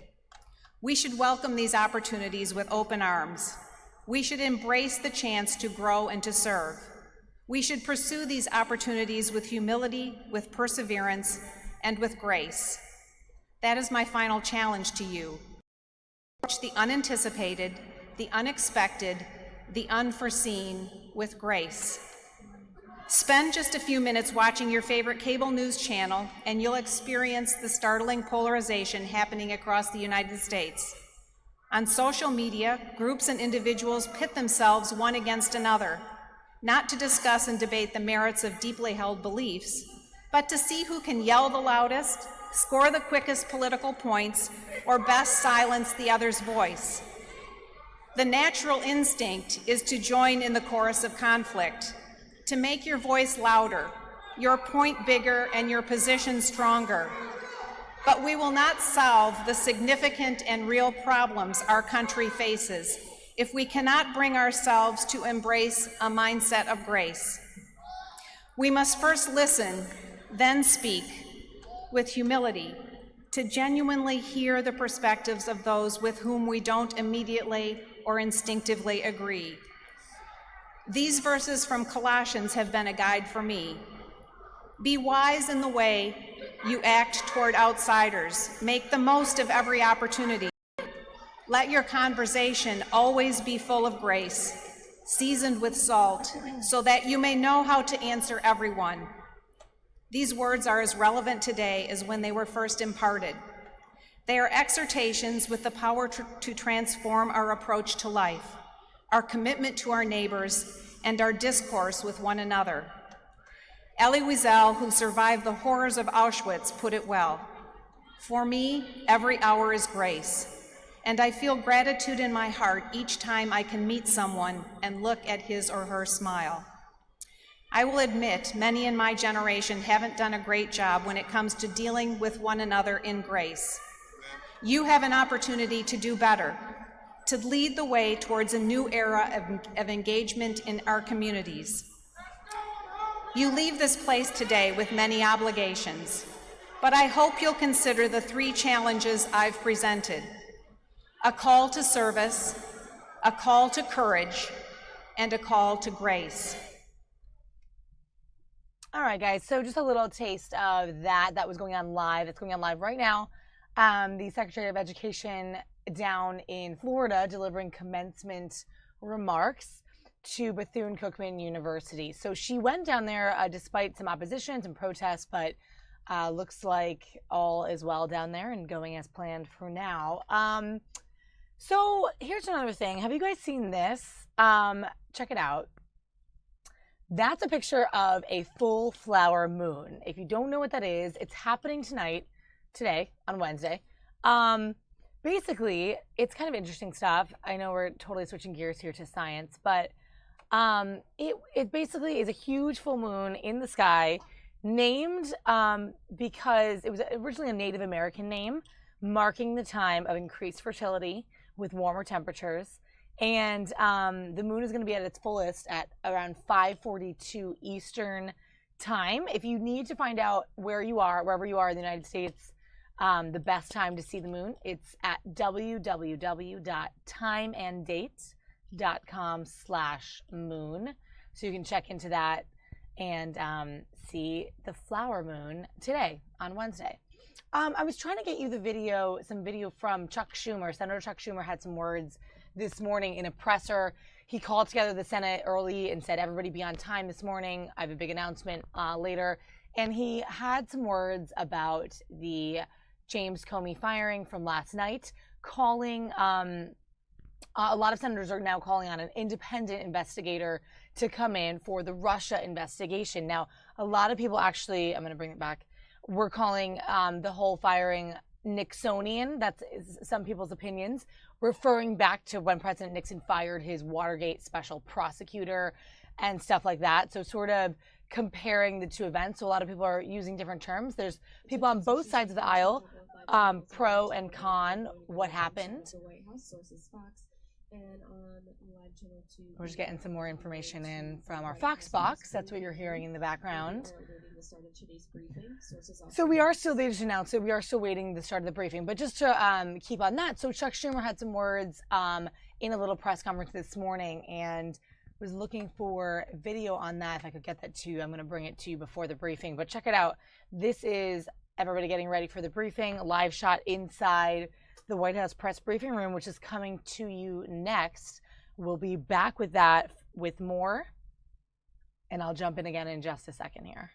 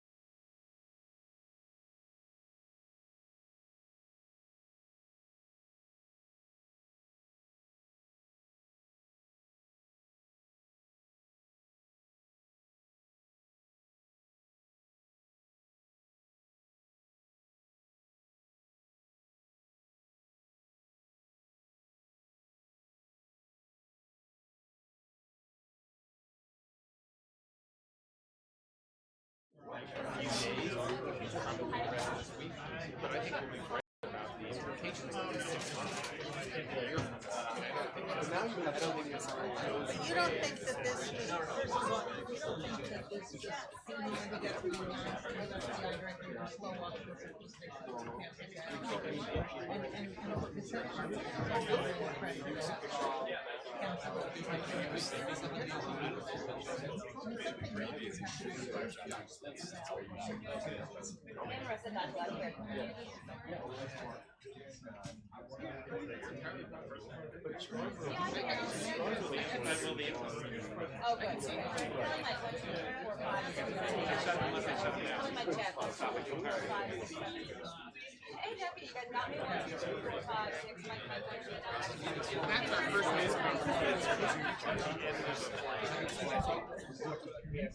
Hey, Bob.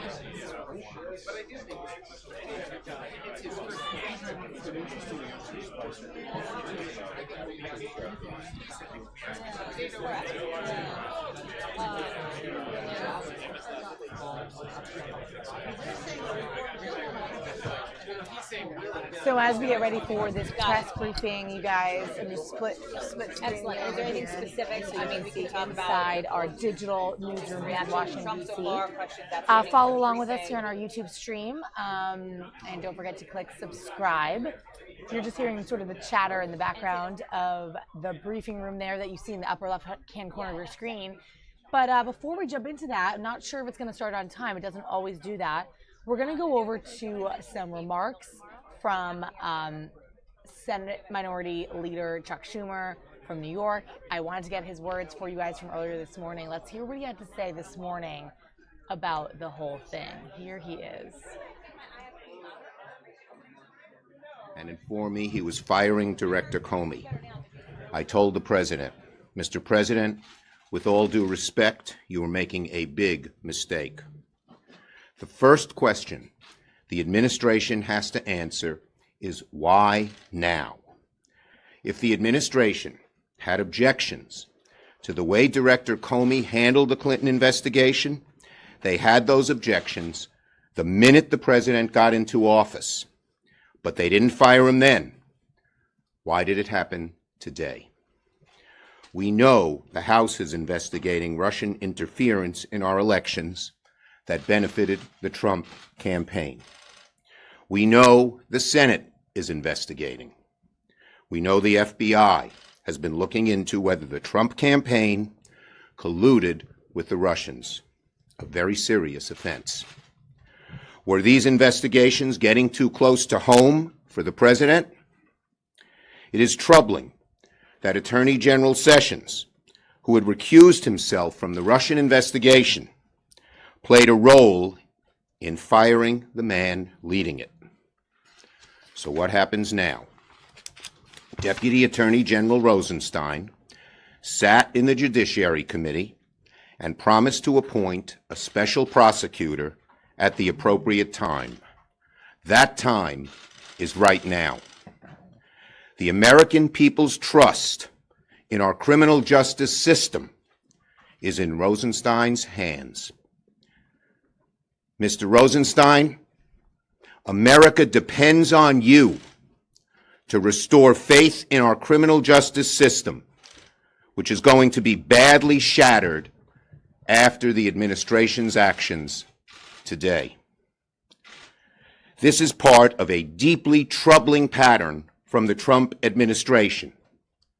They fired Sally Yates. They fired Preet Bharara. And now they fired Director Comey, the very man leading the investigation. This does not seem to be a coincidence. This investigation must be run as far away as possible from this White House and as far away as possible from anyone that President Trump has appointed. Given the way the president fired Director Comey, any person who he appoints to lead the Russia investigation will be concerned that he or she will meet the same fate as Director Comey if they run afoul of the administration. The American people need to have faith that an investigation as serious as this one is being conducted impartially, without a shred of bias. The only way the American people can have faith in this investigation is for it to be led by a fearless, independent special prosecutor. If Deputy Attorney General Rosenstein does not appoint an independent special prosecutor, every American will rightly suspect that the decision to fire Director Comey was part of a cover-up. I'll take one or two questions. Are you suggesting that this was a part of a cover-up, and did you convey to President Trump that he should appoint, that a special prosecutor should be appointed, and what was his reaction to your response? I simply said to him, Mr. President, in all due respect, you're making a very big mistake. And he didn't really answer. And I have said from the get-go that I think a special prosecutor is the way to go. But now, with what's happened, it is the only way to go. only way to go to restore the American people's faith. Are people going to suspect cover-up? Absolutely. If an independent special prosecutor is appointed, there still can be some faith that we can get to the bottom of this. If not, everyone will suspect cover-up. Yes. Senator Schumer, you told me last year before the election that you had lost confidence in Jim Comey because of how he handled the email scandal. Do you think that the president's explanation that this is the reason why he's firing him now has credibility with you? Do you believe that? Okay. Or do you think that he's firing him for another reason? I never called on the president to fire Director Comey. I had a lot of questions about how he handled himself. But the overwhelming question is this. If the administration had those same questions, the events occurred months ago, and they should have fired Comey on the day they came into office. All of them occurred before he came into office. So that does not seem to me to be a very logical or persuasive explanation. Thank you, everybody. So Chuck Schumer there on the Comey firing. That was earlier this morning. You're seeing in the corner of your screen here, we're getting ready for the White House press briefing. It's going to be a big one today. Definitely a talker. We're waiting on, it's going to be Sarah Huckabee Sanders today, not Sean Spicer. So that will be interesting. We're going to watch that, make sure we bring that up to you live. So if you're with us, say hi in our chat stream. Join us, engage with us. Let me know where you're watching from. And let's go to across the aisle, another view. Mitch McConnell, Senate Majority Leader, had some words as well on the firing. Lots of people speaking out about this and having press conferences and media briefings for this topic this morning. Let's check that out. And again, I'm going to keep an eye on this briefing and bring that to you live here in D.C. We'll check back in with you shortly. Here's Mitch McConnell and what he had to say earlier. Hundreds of veterans, most of them Kentuckians, to Washington for this purpose. Despite the significant logistical and financial planning that goes into these trips, Honor Flight works to make sure that veterans have the opportunity to travel at no cost to themselves. The program organizes travel and food for these veterans, many of whom would never be able to visit our nation's capital or see the memorials at all without Honor Flight. The national monuments built on the mall pay tribute to those who sacrificed for the cause of freedom. I'd like to add my voice to those who welcome these veterans and thank them for their service to our country. Now, on another matter, I'm glad to see many of our Democratic friends here with us today. Yesterday, they sent me a letter indicating they want to participate as we work on legislation that can bring relief from Obamacare. In that letter, they acknowledge the need to improve and reform the healthcare system. After 8 years of defending this failing law and its higher costs, reduced choices, and dropped coverage, I'm glad to hear that Senate Democrats are finally willing to concede that the status quo is simply unsustainable. I appreciate their willingness to acknowledge that Obamacare hasn't lived up to its promises. That's certainly a reality that Senate Republicans entirely agree with.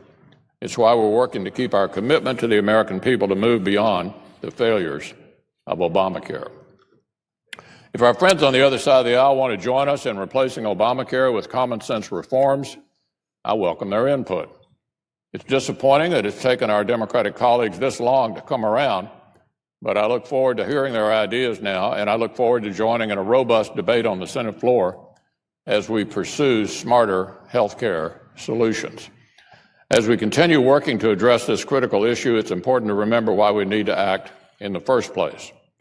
Across the country, more and more Americans are feeling the pain of Obamacare. Listen to these recent headlines. Thousands of Obamacare customers left without options as insurers bolt. More insurers abandon Obamacare. Who might be next? Obamacare choices could go from 1 to 0 in some areas. Obamacare is failing the American people, and it keeps getting worse. Families face skyrocketing premiums, fewer choices, and the risk of losing the doctors or plans they like. Just this week, we saw even more troubling news out of states like Maryland, where one major insurer just proposed a premium increase of more than 50%, warning that Obamacare market is in the early stages of a death spiral. We saw similar stories out of Connecticut, too.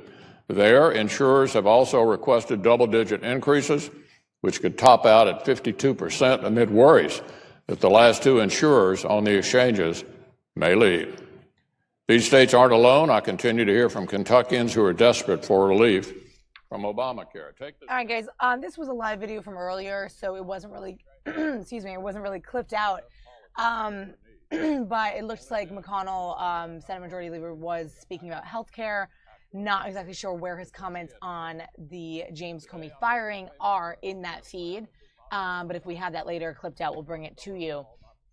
Let's change gears a little bit. We're still waiting on this briefing. Looks like there's not a lot of movement in the room, but that is coming up with Sarah Sanders today. Sarah Huckabee Sanders, Mike Huckabee's daughter, is filling in for Sean Spicer. Thanks for joining us today on our stream, guys. Let's go over to another story. I brought you this earlier, the raw video on this story. I don't know if you guys saw this, but check out the package that was put together from one of our sister stations on this van that went into the water off of a jetty in Venice, California.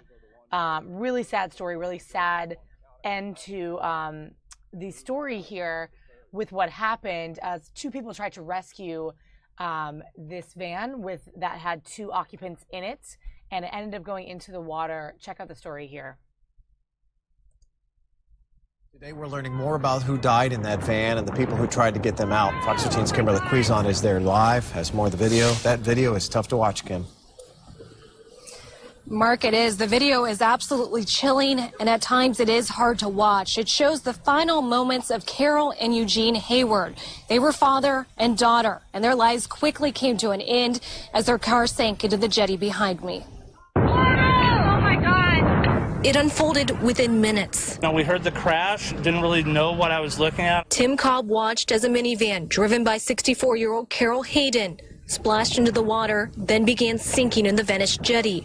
Her 88-year-old father, Eugene, was in the passenger seat. It's a little hard to wrap your head around that when you see something like that happen. Cobb dove from a boat into the water. A bystander on the South Jetty recorded this video, now being used by Venice police as evidence. You can hear Cobb yelling for something to break the window.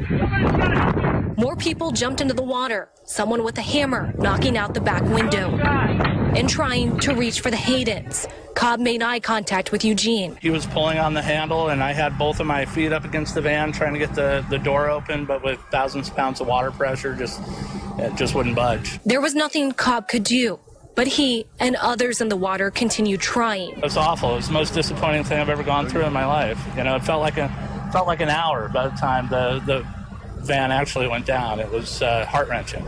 It was frustrating. I really thought I would be able to do something to help. Just as a Venice police boat showed up, Carol and Eugene's minivan sank with the father and daughter trapped inside.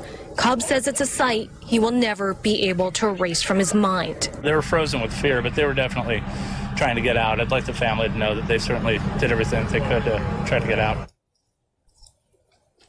Now, the Venice police chief held a very brief press conference out here today at the jetty. He would not elaborate if this was an accident or not. A police report on the accident will be released tomorrow morning at 9. Mark, back to you. We're so sorry for all those involved, but those guys are heroes for sure who tried to help. Kim, thanks.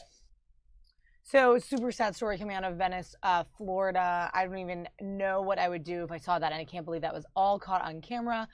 Hey guys, if you're just joining us, welcome to the show. We're about to go into the White House press briefing shortly, so we're keeping an eye on that. We also have some other footage coming in from our local chopper. I'm working on that right now to find that for you guys. Apparently a dump truck has been overturned, and we have some interesting video to bring you. So once I get that to you, I'll bring you over to that. But for now, just let us know what you're up to, where you're watching from. Feel free to chat with us on the stream. Give you a shot here of the White House, a live shot outside the White House today. And we'll be back with you shortly.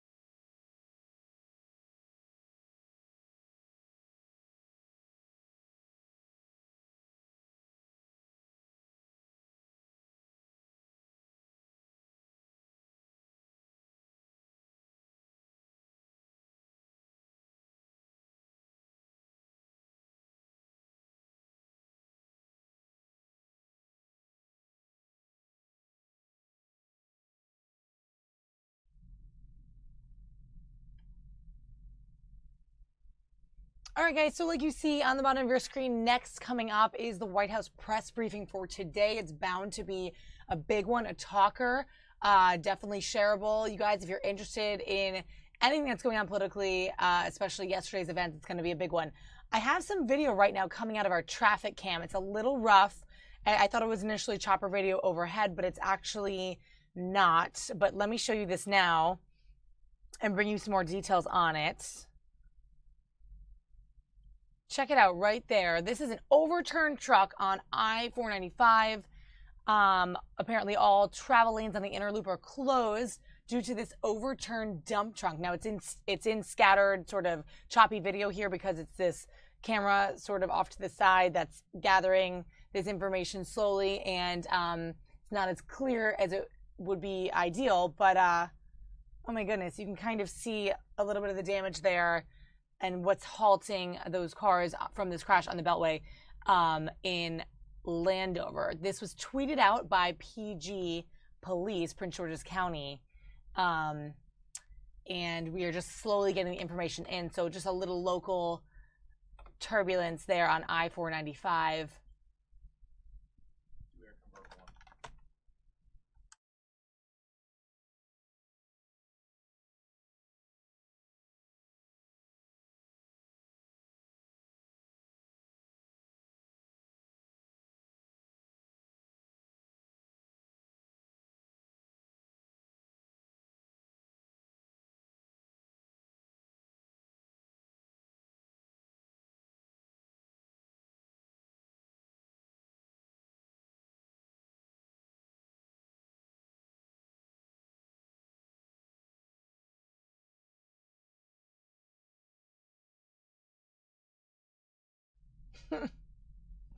Okay, guys, a way clearer picture coming into you. Get ready for this. Gorgeous video, chopper video from our chopper. That's super clear. Sorry about that. I could not get that clear video going out to you. This is the overturned dump truck. That is a picture, definitely a sight to see there on 495. We had some, like I said, Prince George's County Police tweeting this out with the information. I'm going to see if I can bring you some more info on that. But once again, all those travel lanes are closed due to this. Look at that debris. It was probably carrying some sort of construction dirt or filler. We don't really know what that is.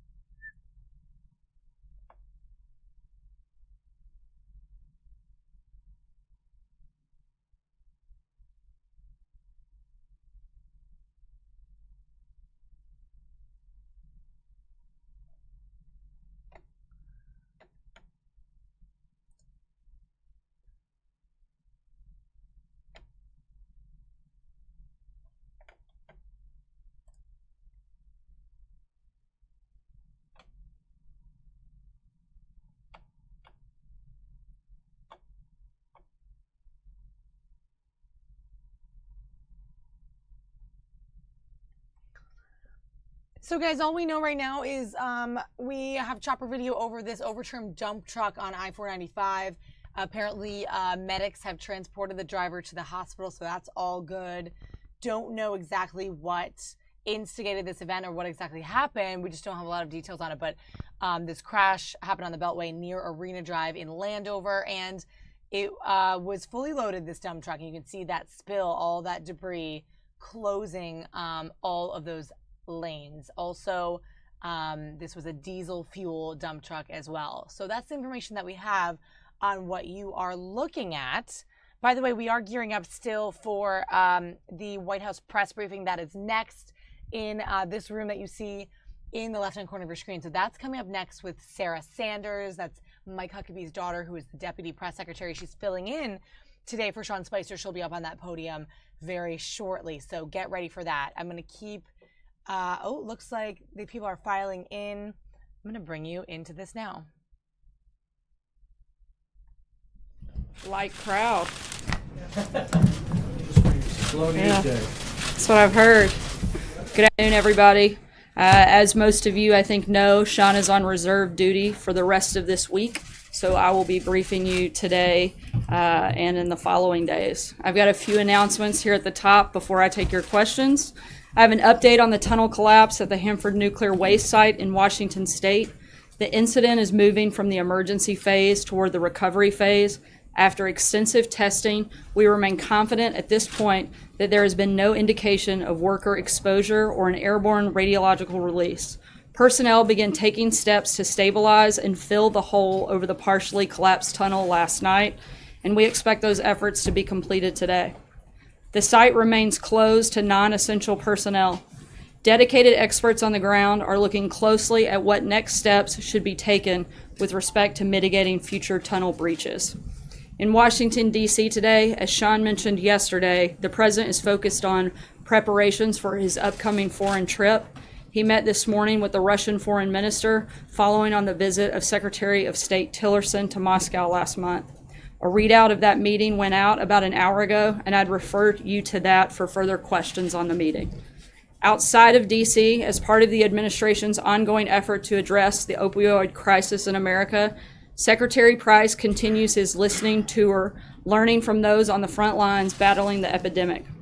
Today, he will meet with officials in Maine and New Hampshire to discuss how the administration can best support the local initiatives to combat this tragedy. Secretary Zinke is in Utah today, visiting national monument sites and meeting with local officials to comply with the president's executive order that ordered a review of national monument designations. The secretary also took another step to advance the president's America First offshore energy strategy by reversing an Obama administration action to halt scientific research in the outer continental shelf. And Secretary DeVos is in Daytona Beach, Florida, to deliver the commencement address at Bethune-Cookman University. The university is a great example of the top-notch education HBCUs have historically provided and continue to provide to their students, and I know the Secretary is honored to be there today. There's also another nugget of big news, as you guys may have been paying attention, in regard to the termination of the former FBI Director Comey. The president, over the last several months, lost confidence in Director Comey. The DOJ lost confidence in Director Comey. Bipartisan members of Congress made it clear that they had lost confidence in Director Comey. And most importantly, the rank and file of the FBI had lost confidence in their director. Accordingly, the president accepted the recommendation of his Deputy Attorney General to remove James Comey from his position. Before the news broke, the president spoke to several members of Congress to inform them of his decision. Those members are Senate Majority Leader Mitch McConnell, Speaker of the House Paul Ryan, Senator Chuck Grassley, Senate Minority Leader Chuck Schumer, Senator Feinstein, Senator Lindsey Graham, House Majority Leader Kevin McCarthy, House Minority Leader Nancy Pelosi, and Congressman Bob Goodlatte. Later in the evening, he also spoke to Senator Bob Corker, chairman of the Senate Committee on Foreign Relations. In addition to all of the big news happening at the White House today, it is also my daughter Scarlett's 5th birthday. And since I'm here and you guys aren't, I get to wish Scarlett a happy birthday. And with that, I think her first birthday wish would probably be that you guys are incredibly nice. And now I will take your questions. Allie. Sarah, I think it would be helpful to establish some of the facts, and I have a couple broader questions for you. So number one, yes or no, did the president direct Rod Rosenstein to write this memo on James Comey? No, the president had lost, again, like I said, he'd lost confidence in Director Comey. And frankly, he'd been considering letting Director Comey go since the day he was elected. But he did have a conversation with the Deputy Attorney General on Monday where they had come to him to express their concerns. The president asked that they put those concerns and their recommendation in writing, which is the letter that you guys have received. So it is the White House's assertion that Rod Rosenstein decided on his own, after being confirmed, to review Comey's performance? Absolutely, and I think most of America had decided on their own that Director Comey was not the person that should be leading the FBI, as evidenced by the numerous comments that we've seen from Democrat members in the House and Senate, Republican members, members of the FBI, and people across the A couple board. more establishments of fact. I think question is Senator Dan Feinstein says she was told something different directly from the president. The president said he asked Rosenstein and Sessions to review this. Is she lying? He asked them for their recommendation based on the conversation that they had on Monday. He asked them to put that recommendation in writing, but they came to him on his own. And again, the president had lost confidence in Comey from the day he was elected. He wasn't sure that he shouldn't fire him. On May 3rd, Sean came out and said the president has full confidence in his FBI director. Why did he say that? Look, I think, again, he's questioned Director Comey's reason for needing to stay at the FBI. He had countless conversations with members from within the FBI. I think one of the big catalysts that we saw was last week on Wednesday. Director Comey made a pretty startling revelation that he had essentially taken a stick of dynamite and thrown it into the Department of Justice by going around the chain of command when he decided to take steps without talking to the Attorney General or the Deputy Attorney General when holding a press conference and telling them that he would not let them know what he was going to say.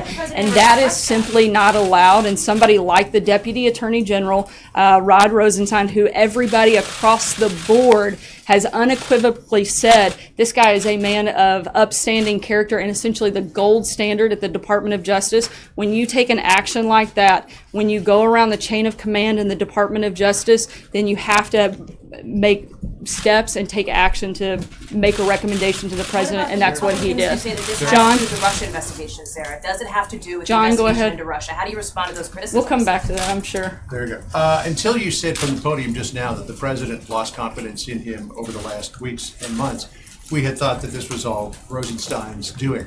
When was it that, and I have a follow-up, when was it that the president lost confidence in James Comey? What was the tipping I think it's been an erosion of confidence. I think that Director Comey has shown over the last several months and frankly the last year a lot of missteps and mistakes. And certainly I think that as you've seen from many of the comments from Democrat members, including Senator Schumer, they didn't think he should be there. They thought he should be gone. Frankly, I think it's startling that Democrats aren't celebrating this since they've been calling for it for so long.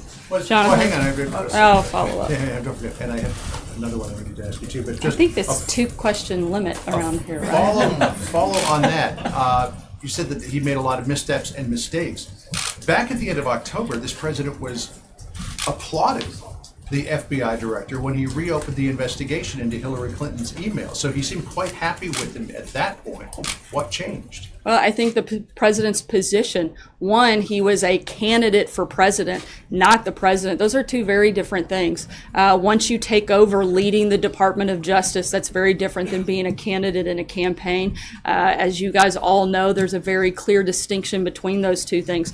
I think also having a letter like the one that he received and having that conversation that outlined the basic just atrocities in circumventing the chain of command in the Department of Justice. Any person of legal mind and authority knows what a big deal that is, particularly in the Department of Justice, particularly for somebody like the Deputy Attorney General, who has been part of the Justice Department for 30 years and is such a respected person. When he saw that, he had to speak up on that action, and I think that was the final catalyst that put it over. Just a real quick question on the meetings of this morning. The president is accused by Democrats of trying to circumvent the Russia investigation by firing Comey. He meets with the Russian foreign minister and the Russian ambassador to the United States. He's accused of being Nixonian. He meets with Richard Nixon's Secretary of State.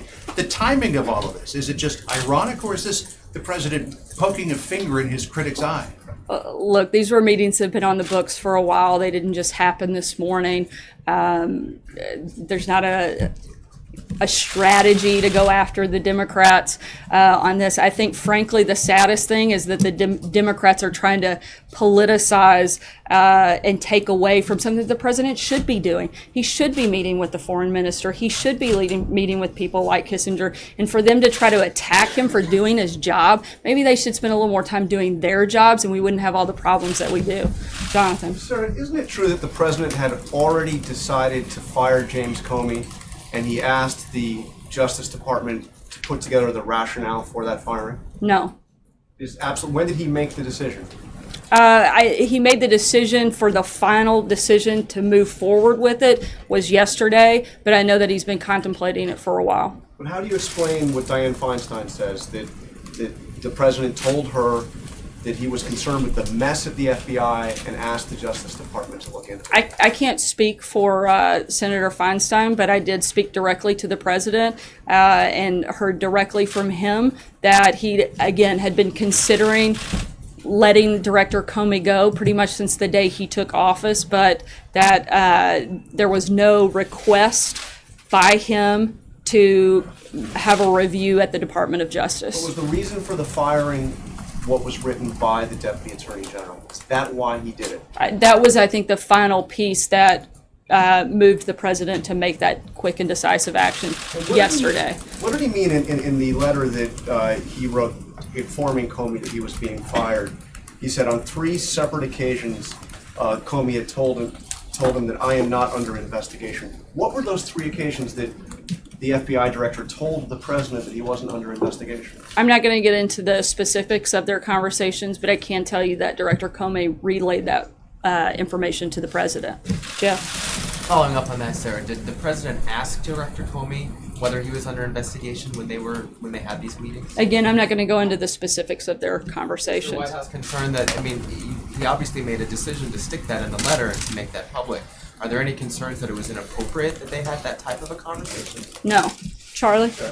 How important was the FBI director's failure to stop the leaks coming out of the FBI to the president? How important was that?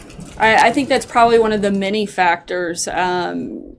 You can't deny somebody that wasn't a problem. And so I think that was just another one of the many reasons that he was no longer had the confidence of the president or the rest of the FBI. Can we expect more firings from the Justice Department? Not that I'm aware of today. Going forward, does the president want the Department of Justice to shut down what he's called a taxpayer-funded charade investigation? He wants them to continue with whatever they see appropriate and see fit, just the same as he's encouraged the House and Senate committees to continue any ongoing investigations. Look, the bottom line is any investigation that was happening on Monday is still happening today. That hasn't changed. And in fact, we encourage them to complete this investigation so we can put it behind us and we can continue to see exactly what we've been saying for nearly a year. There's no evidence of collusion between the Trump campaign and Russia. And we'd love for that to be completed so that we can all move on and focus on the things that, frankly, I think most of Americans are concerned with. Even if they keep on wasting taxpayer money, he wants it to continue?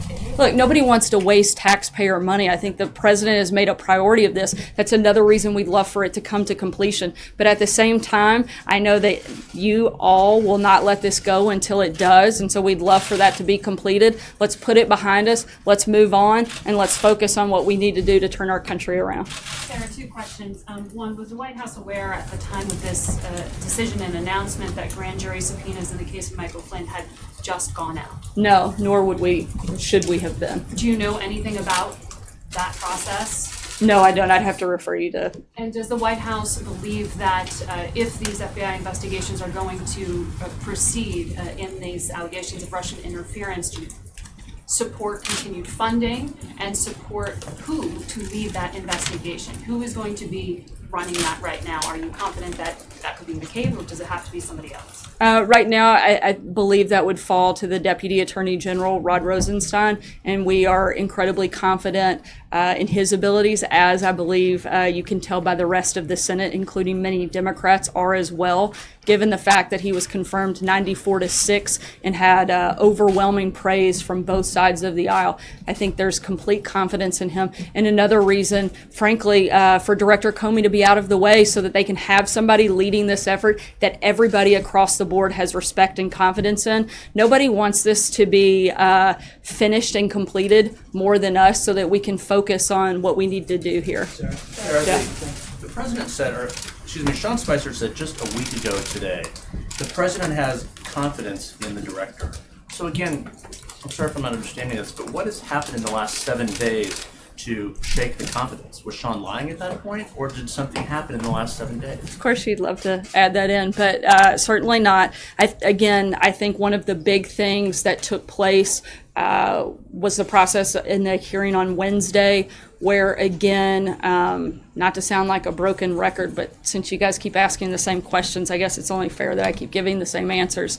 But you have somebody, the director of the FBI, who reports to the Deputy Attorney General, going around the chain of command. That's simply not okay. That's not something that is allowed in the justice system, nor should it be. That's a huge problem. That, along with the corrections that had to take place over the last, I believe, 48 hours, those are all big problems. And another, I think, kind of final piece that pushed the president to make the decision that he did. Does he regret not doing it earlier, like on January 20th or January 21st? No, I believe the president wanted to give Director Comey a chance, but he feels that he made the right decision, certainly. Why did he do it as he did, if I could ask? Why did he have one of his longtime security advisors hand deliver a letter to the FBI when the FBI director was in fact in Los Angeles? Didn't he deserve a phone call or a face-to-face conversation? Why did he decide to do it like He that? followed the proper protocol in that process, which is a handwritten notification.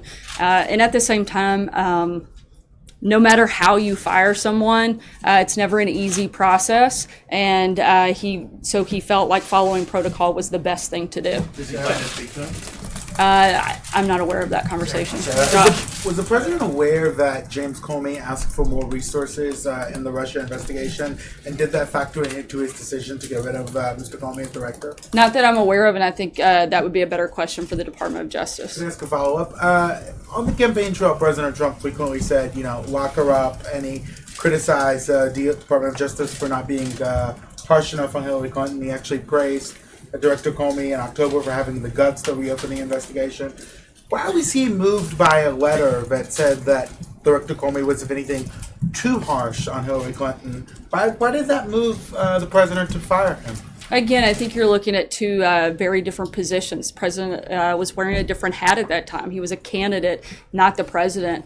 Those circumstances certainly change when you become the president. And again, when you go around the chain of command in the Department of Justice, when you, like I said before, throw a stick of dynamite into the Department of Justice, that's a big problem and one that cannot be ignored. We already knew that, didn't we, Sarah? I mean, we already knew what Mr. Comey had done. I think that this was, my understanding is Wednesday was the first time the director had openly and publicly made that statement and made that clear. Sarah, the statement today on the president's meeting with Prime Minister Lavrov did not include anything on the reported incidents of violence in Chechnya against people and the LGBT community. Is the reason why that was included in the readout because the president is not informed on the issue?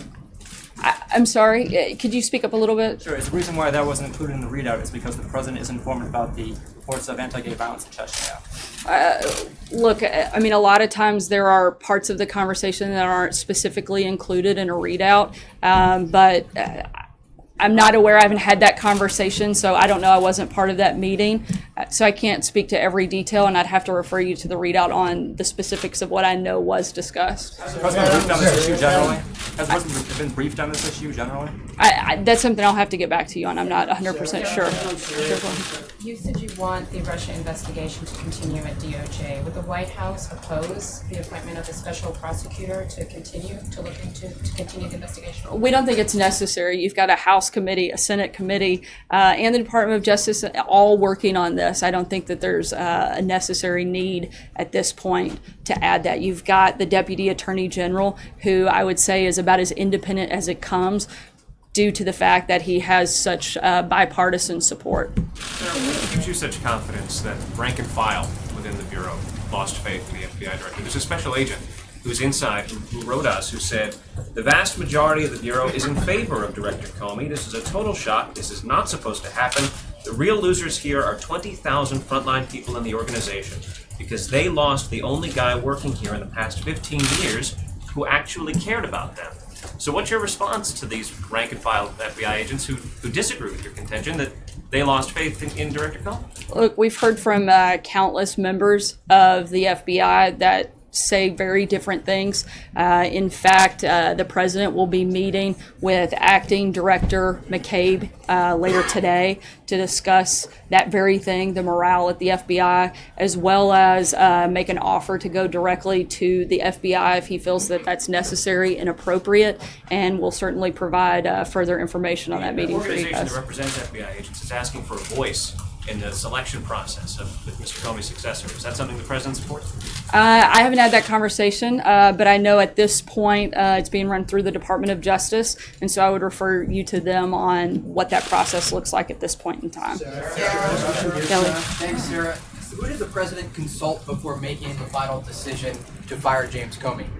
The president spoke with a number of individuals, but at the end of the day, it was the president's decision. And in between Monday night and Tuesday, when he decided to fire the FBI director, did he speak again with the Deputy Attorney General or the Attorney General? I know that they spoke on Monday, and I believe the next follow-up was actually in writing. They may have spoken as well, but I'd have to double-check to be clear. Is it accurate to pull away from the information that we have that Monday night the president made the final call, said, I want this in writing as a recommendation, and then took that recommendation as the evidence that he wanted to provide to fire James Comey? My understanding is the decision was actually made on Tuesday, but the first conversation that he had was on Monday when there was an oral recommendation made and the president requested that he see that in writing to review it further.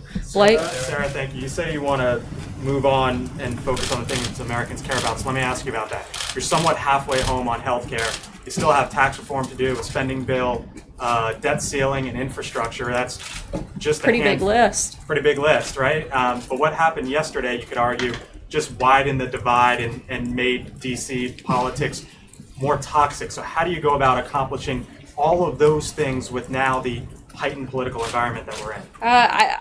Frankly, I'm surprised that it did create a divide, since you've had so many Republicans and Democrats repeatedly calling for Director Comey to be gone. Frankly, I don't think it matters what this president says. You're going to have Democrats come out and fight him every single step of the way. I think that's one of the things that's wrong with Washington, and I think that's one of the reasons that we've got to get back to focusing on those issues and, frankly, draining the swamp a little bit further. Surprised by the Democratic backlash?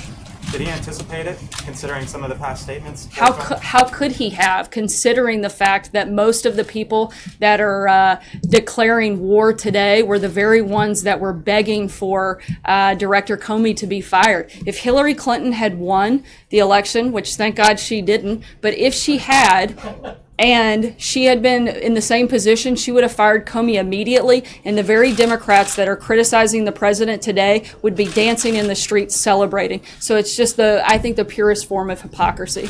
Jennifer? Thanks, Sarah. Two questions. One, there's a report in Israel that indicates the president has made a decision not to move the U.S. Embassy from Tel Aviv to Jerusalem. Can you confirm that? Has he made a decision on that? The president has not made a decision yet and still reviewing that. John Gizzi? One more follow-up. Oh, sorry. Also, President Erdogan, in a speech, I think this morning, warned the president against moving the embassy to Jerusalem. Does that warning and warnings from other Arab leaders play into his decision as he's considering this move? I'm not going to get into the decision-making process here. All I can tell you is that he's still reviewing it, and as soon as we have a decision, I know we'll be happy to report back to you guys. John? Yeah, thank you, Sarah. 2 questions, both related to the selection of a successor to Director Comey. When President Carter chose an FBI director, he had a blue ribbon panel advising him.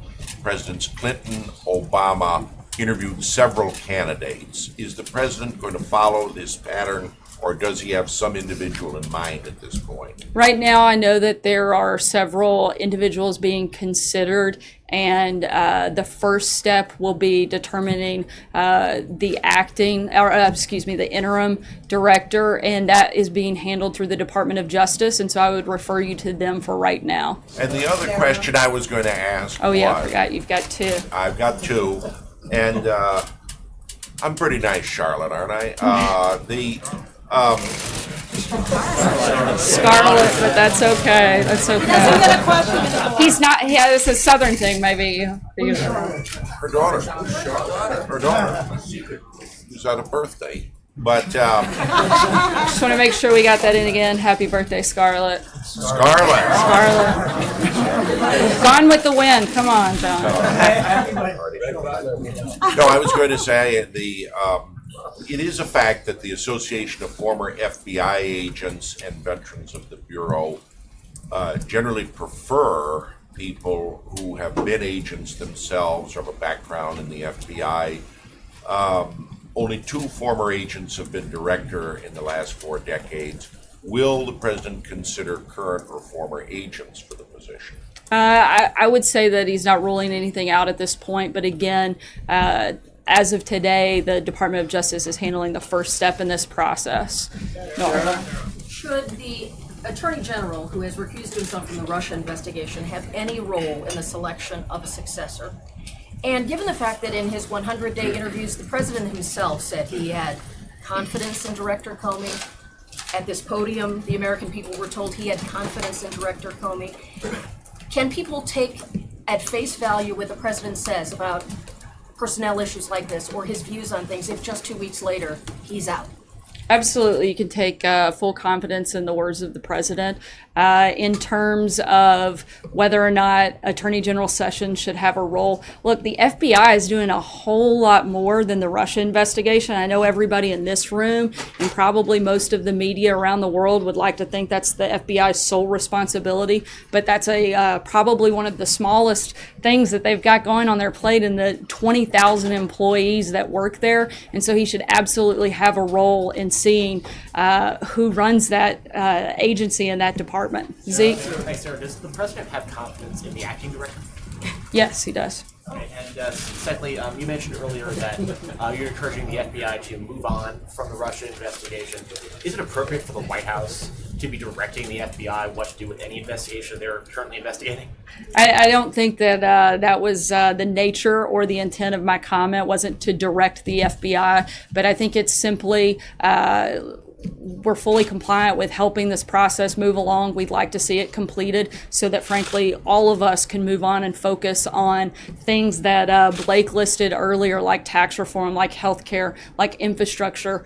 Those are big programs, big priorities for this administration. And frankly, what we'd like to be the number one thing that we're talking about here today, every single day, is not FBI investigations, but things that frankly affect American voters and American taxpayers every single day.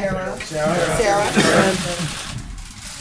What exactly precipitated the Monday meeting? Was that because of the hearing last week, and what he said there, or did the Monday meeting that the president had with the DOJ official come out of a longer process of consideration of Comey? The Department of Justice officials were here for other business, not specifically to meet with the president on that. The topic came up and they asked to speak with the president, and that's how it moved forward. Previously talked to Attorney General Sessions or Deputy Attorney Rosenstein about the possibility of going this way with Comey? Not that I'm aware of, no. Did it come up in the confirmation? Sarah, I'm sorry? Did it come up in the discussion process before the confirmation? When the president was considering nominating Rosenstein, did he talk about Comey with Rosenstein then? No, not that I'm aware of. Mike? The president's statement that he talked to Comey about whether or not he was being investigated raises several questions. Can you talk about why you're not willing to add any more to that, about who asked for that and why that was discussed? Who asked for what? I'm sorry. About whether or not the president seems to be trying to exonerate himself in this. I mean, can you talk about why you won't add any more to what that conversation was, how that took place, when it took place? I think I was... The 3 occasions, you said you'd clarify those 3 occasions and who initiated. Yeah, again, I'm not going to get into the specific details. I'll check and see if we have follow-up on that, but at this point, I'm not going to comment any further than what was spelled out in the letter. I'm sorry? Why was it in the letter? If you don't want to clarify or comment, why was it put in the letter in the first place? Look, I think it was something that far above my pay grade was decided to be included, and again, I'm not going to get into the specifics of that. Thanks, guys, so much. So a touch shorter than normal, guys. If you're watching the briefing here on Facebook, I'm seeing some of your comments. Sarah Huckabee Sanders is filling in for Sean Spicer for the rest of the week. Sean Spicer is actually at the Pentagon fulfilling some duties for the Navy Reserve, which he's been involved with for nearly 20 years now. So Sarah Sanders will be filling in. What did you guys think? What do you guys think about her versus Sean Spicer?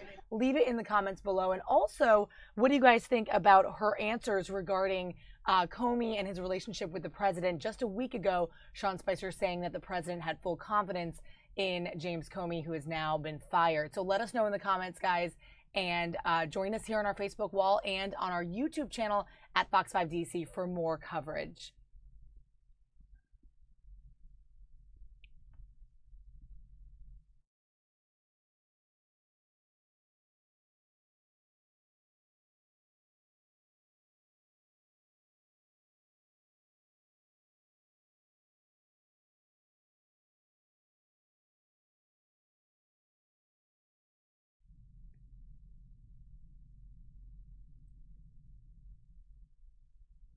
All right, guys, joining you back here on the YouTube channel. Thanks for watching on our stream.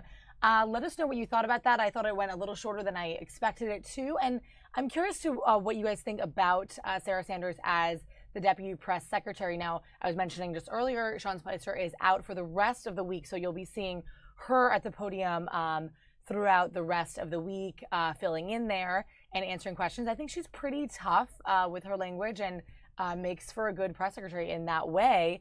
It's interesting to kind of hear sort of her answers regarding Comey, and I don't know if they're sufficient for everybody, but let us know what you think also in the YouTube chat comments. I'm curious to see what you guys are thinking. So we had some live video for you before of the overturned dump truck in Prince George's County that has since ended. I don't have that for you anymore. I want to quickly show you a picture outside the White House.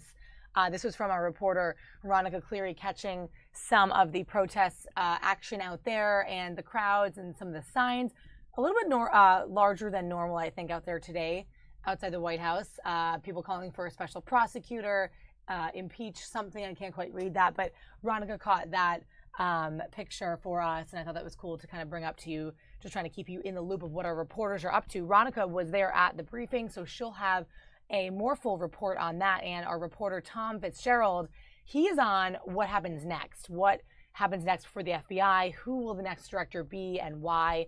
And that's what he'll be covering tonight on our evening broadcast. So catch us there. And as always, guys, you can catch me here midday at your lunch hour on the YouTube channel. If you're interested, click on subscribe right there on the website so that you can see whenever we pop up live for breaking news and events. We want to bring them to you throughout the day. Just as they come in, we grab our sources and bring you wherever we are going for live news and updated coverage on all this stuff, whether it be political or anything else. We cover, runs the gamut. So I just want to thank you guys for joining us today. Let me know what you think. And as always, you can contact me as well. There's my information at the bottom of the screen, my handle on all social media. So definitely check in and follow us here on YouTube. Check into our Facebook page too, Fox 5 DC. We keep our stories updated all day, always updating those web stories with new information and all the cool breaking, trending stories and viral videos that you can handle. So check in with us there. We're going to roll out of the show today a little later than usual. And we'll see you guys tomorrow on Thursday. Thanks for joining us today, guys. Leaving you with a picture of the White House.